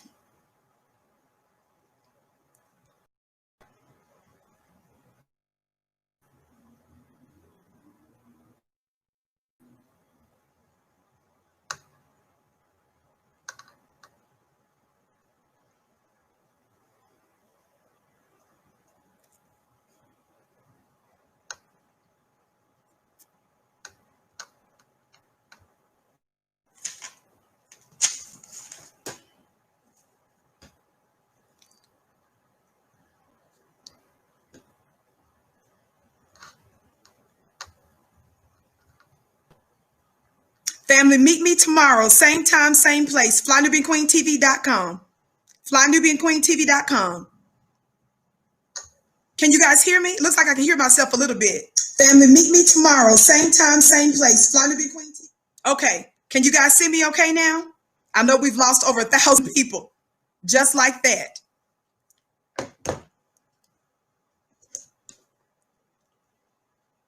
Somebody say, is it still frozen on your end? Oh, apparently you guys can still hear me and see me. Oh, apparently you guys can still hear me. I'm getting some feedback. Okay, I'm going to say this little part. Watch this. Watch this. We know this is not by accident. Let me just say this part. I'm getting ready to go. Thumbs up, like, and share. Literally, we lost almost 1,000 people. Almost 1,000 people. Somebody said I'm still buffering. Okay, let's watch this. I'm going to give you a little bit of information Right when I was going to show you this, I'm going to wrap this up. Our sister is going to help us reveal some insight from a decade ago. I know we lost a lot of people, family, but let me try to get this truth out as long as you can hear me for the next 2 or 3 minutes. Watch this, right? A decade ago, Jackie Muhammad, writing for the research team, said this about the Simon Wiesenthal Center. Are y'all ready for this?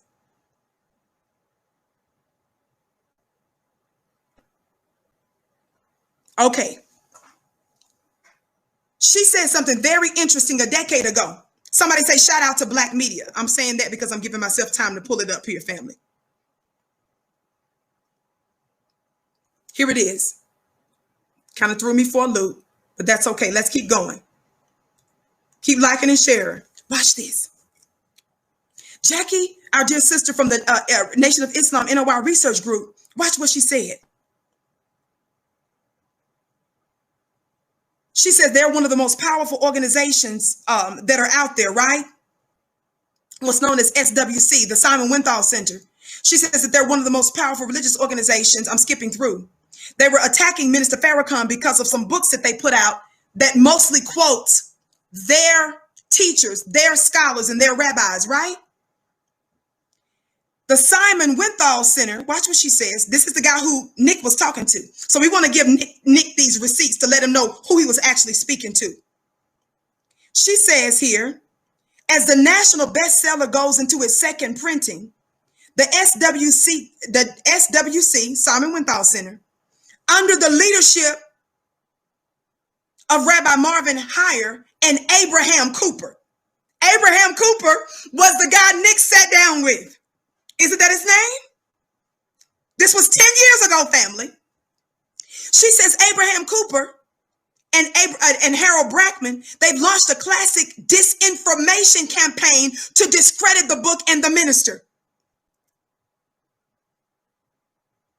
She says that they penned a tepid 16-page rebuttal to the 512-page TSRV2 that avoids all of the NOI's books, important themes, inserts, extraneous issues that are not even in the book, and arrogantly refuses to acknowledge the central role that they played in the enslavement, dehumanization, emasculation, and psychological destruction of Black people for over 400 years. Somebody say this was 10 years ago.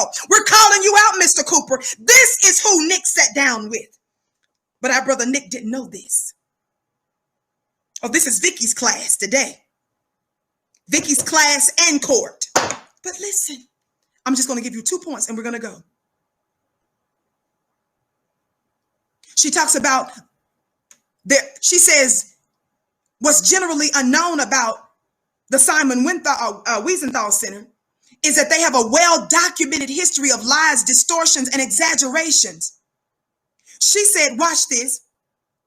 She said that among their many documented ruses, she said they doctored a World War II photograph of concentration camp prisoners painting in smoke, billowing from chimneys, intending to make viewers believe that it was from the Jews who were being incinerated.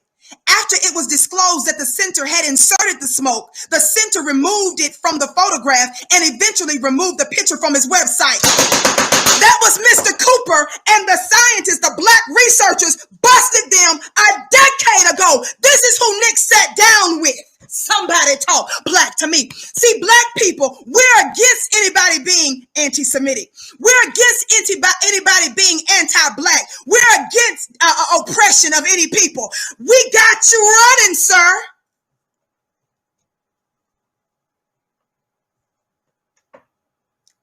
One of many things that they did. Oh, this is Vicki's class. Y'all can send Nick this link. He probably didn't know they did this. I gotta go. Thumbs up, thumbs up. Watch this. They doctored a World War II photograph of concentration camp prisoners, painting in smoke, billowing from chimneys and intending to make viewers believe that it was from Jews who were being incinerated. After it was disclosed that the center had inserted the smoke, the center removed it from the photograph and eventually removed it from the website. But see, it took Black folk to bust them. Watch this. Incredibly, the center tried to explain away the embarrassment by claiming that the smoke was a result of a smudge an explanation that no one believed. They got a link here to the original photo and the SWC airbrush version that can be seen at this particular link. I'm going to provide this for you tomorrow also, these links. Part 2, God willing. Not only that, thumbs up, family. Thumbs up, keep liking and sharing. ClubVicki.com, FlyNubianBusiness.com. Mark Weber, director of the Institute of Historical Review, wrote that the SWC, quote, record of exaggerating anti-Jewish sentiment to raise money is no secret. Even the Anti-Defamation League has acknowledged that the center makes inaccurate and exaggerated claims about anti-Semitism to raise money. Again, the ADL, the Anti-Defamation League, is no friend to Black folks. But even the Anti-Defamation League has said that the Simon Wiesenthal Center, y'all, don't mess with Black media. I said, don't mess with Black media. This is from 10 years ago. We want to help our brother Nick. Nick didn't know this. Nick didn't know he was sitting down with the man that they busted with lies. Now you understand why they don't want to come to the table? Thumbs up, thumbs up. See, Vicki doesn't tolerate true anti-Semitism. Fly Nubian Queen does not tolerate that. We don't tolerate anti-Black racism. Y'all better talk Black to me. You can't call us no hater. But you mad when we bust you for lying. You gotta prove that the 500-year Black man and Black woman are haters. Thumbs up, thumbs up. The fabrication or suppression of information by the center appears to be their mainstay. Indeed, Simon Wiesenthal himself. What did I just say? That this beautiful Black writer said? Indeed, Simon Wiesenthal. How you pronounce his name? I said Wiesenthal. The man himself, the organization that Mr. Cooper works for, who's disrespecting Minister Farrakhan and by extension Black people, that organization, she says the man himself, Simon Wiesenthal, has come under fire for his sordid history of flagrant lying and bold-faced exaggerations. The famed Austrian Nazi hunter, remember the man used that phrase Nazi hunter in the interview with Nick? Remember Mr. Cooper called him a Nazi hunter? Well, guess what the Black media uncovered 10 years ago? She said that Simon Wiesenthal himself came under fire for his sordid history of flagrant lying and bold-faced exaggerations. The famed Austrian Nazi hunter, now confirmed by newly found documents to have been an Israeli Mossad agent, was said to, quote, never let the facts get in the way of a good story. Shout out to Black media. Somebody say no anti-Black racism.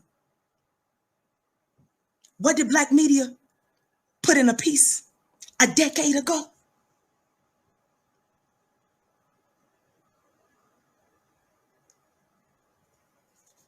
What did our queen sister put in as a part of the research team a decade ago? Y'all play too much. I wonder if my sister couldn't have known that a decade ago, when I was dealing with a trial in a federal court after being targeted for my activism, for my mouth, the work that I was doing because of the injustices of powerful people, before I was hunted down by high-level government agents, and when they were showing up to my activism organizations and stuff, y'all sit there, y'all play too much. Y'all play too much. Y'all play too much. Little did I know a decade ago that somebody was going to write something. A decade ago while I was going through hell, I wonder if my sister, she couldn't have known that a decade later, the research that she helped put together was going to be used on a Vicki show. God, today, to keep exposing. 2 Thessalonians chapter 2 talks about that man of lawlessness is being revealed. Oh, this is who Nick sat down with, but Nick didn't know he was sitting down with this man. I'm done. I told you I'm going to pick up on this tomorrow because it's more. We got to do part 2. Inshallah, God willing. I know we lost a whole bunch of people, but some of you all stayed. Watch this. Y'all don't play with us about receipts. We don't believe in, see, when we talk about the big Black brain, see, some of you guys, you've exalted the scholarship over others. You put limits on the Black mind.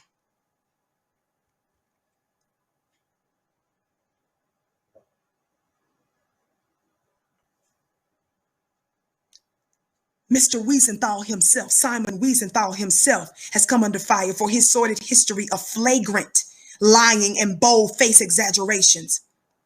Remember Mr. Cooper, the rabbi that Nick sat down with? Remember he called Wiesenthal a Nazi hunter?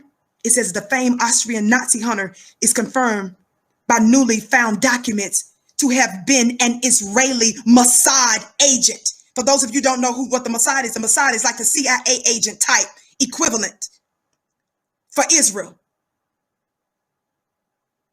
They said that Mr. Wiesenthal was that. New documents revealed.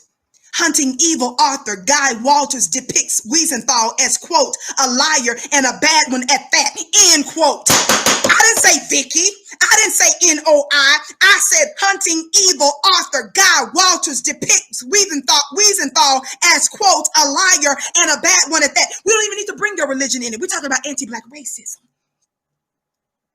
It says he relates how Wiesenthal concocted outrageous stories about his war years and made fictitious claims concerning his academic achievements. Walters found, quote, so many inconsistencies between Wiesenthal's three main memoirs and contemporaneous documents that it is impossible to establish a reliable narrative from them. Wiesenthal's scant, that means little bit, Wiesenthal's scant regard for truth makes it possible to doubt everything he ever wrote or said, end quote.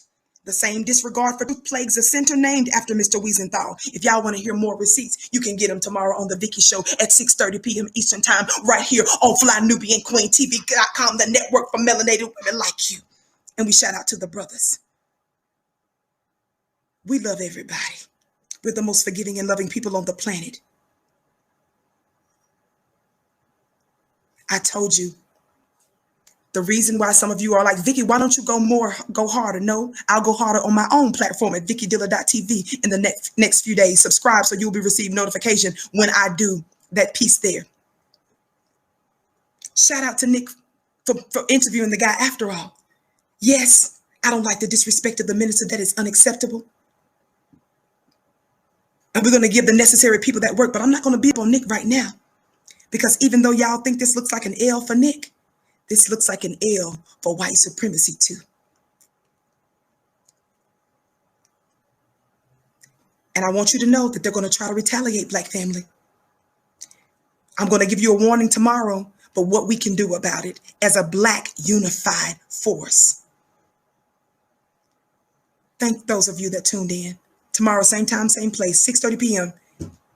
The Vicki Show right here on FlyNubianQueenTV.com. Subscribe to my Instagram page at Vicki X Dillard. Subscribe to my personal YouTube page at VickiDilla.tv. I know some of you all are saying, no, you know what? Because I'm going to be extra careful. VickiDilla.tv. You can do the research yourself. This is not about one individual religion. Black folks lay claim to all religions, though. This is about white supremacy. And don't you ever forget it. Don't let them get you distracted. Don't let them get you accepting other labels, Black family. We respect all people. We love you, Vicki. I love you back. And I'll fight you for who loves who harder. Thank you so much. It's a privilege to serve my people in whatever way that I can to try to inform, inspire, and to empower you. Thank you for your support of Black media.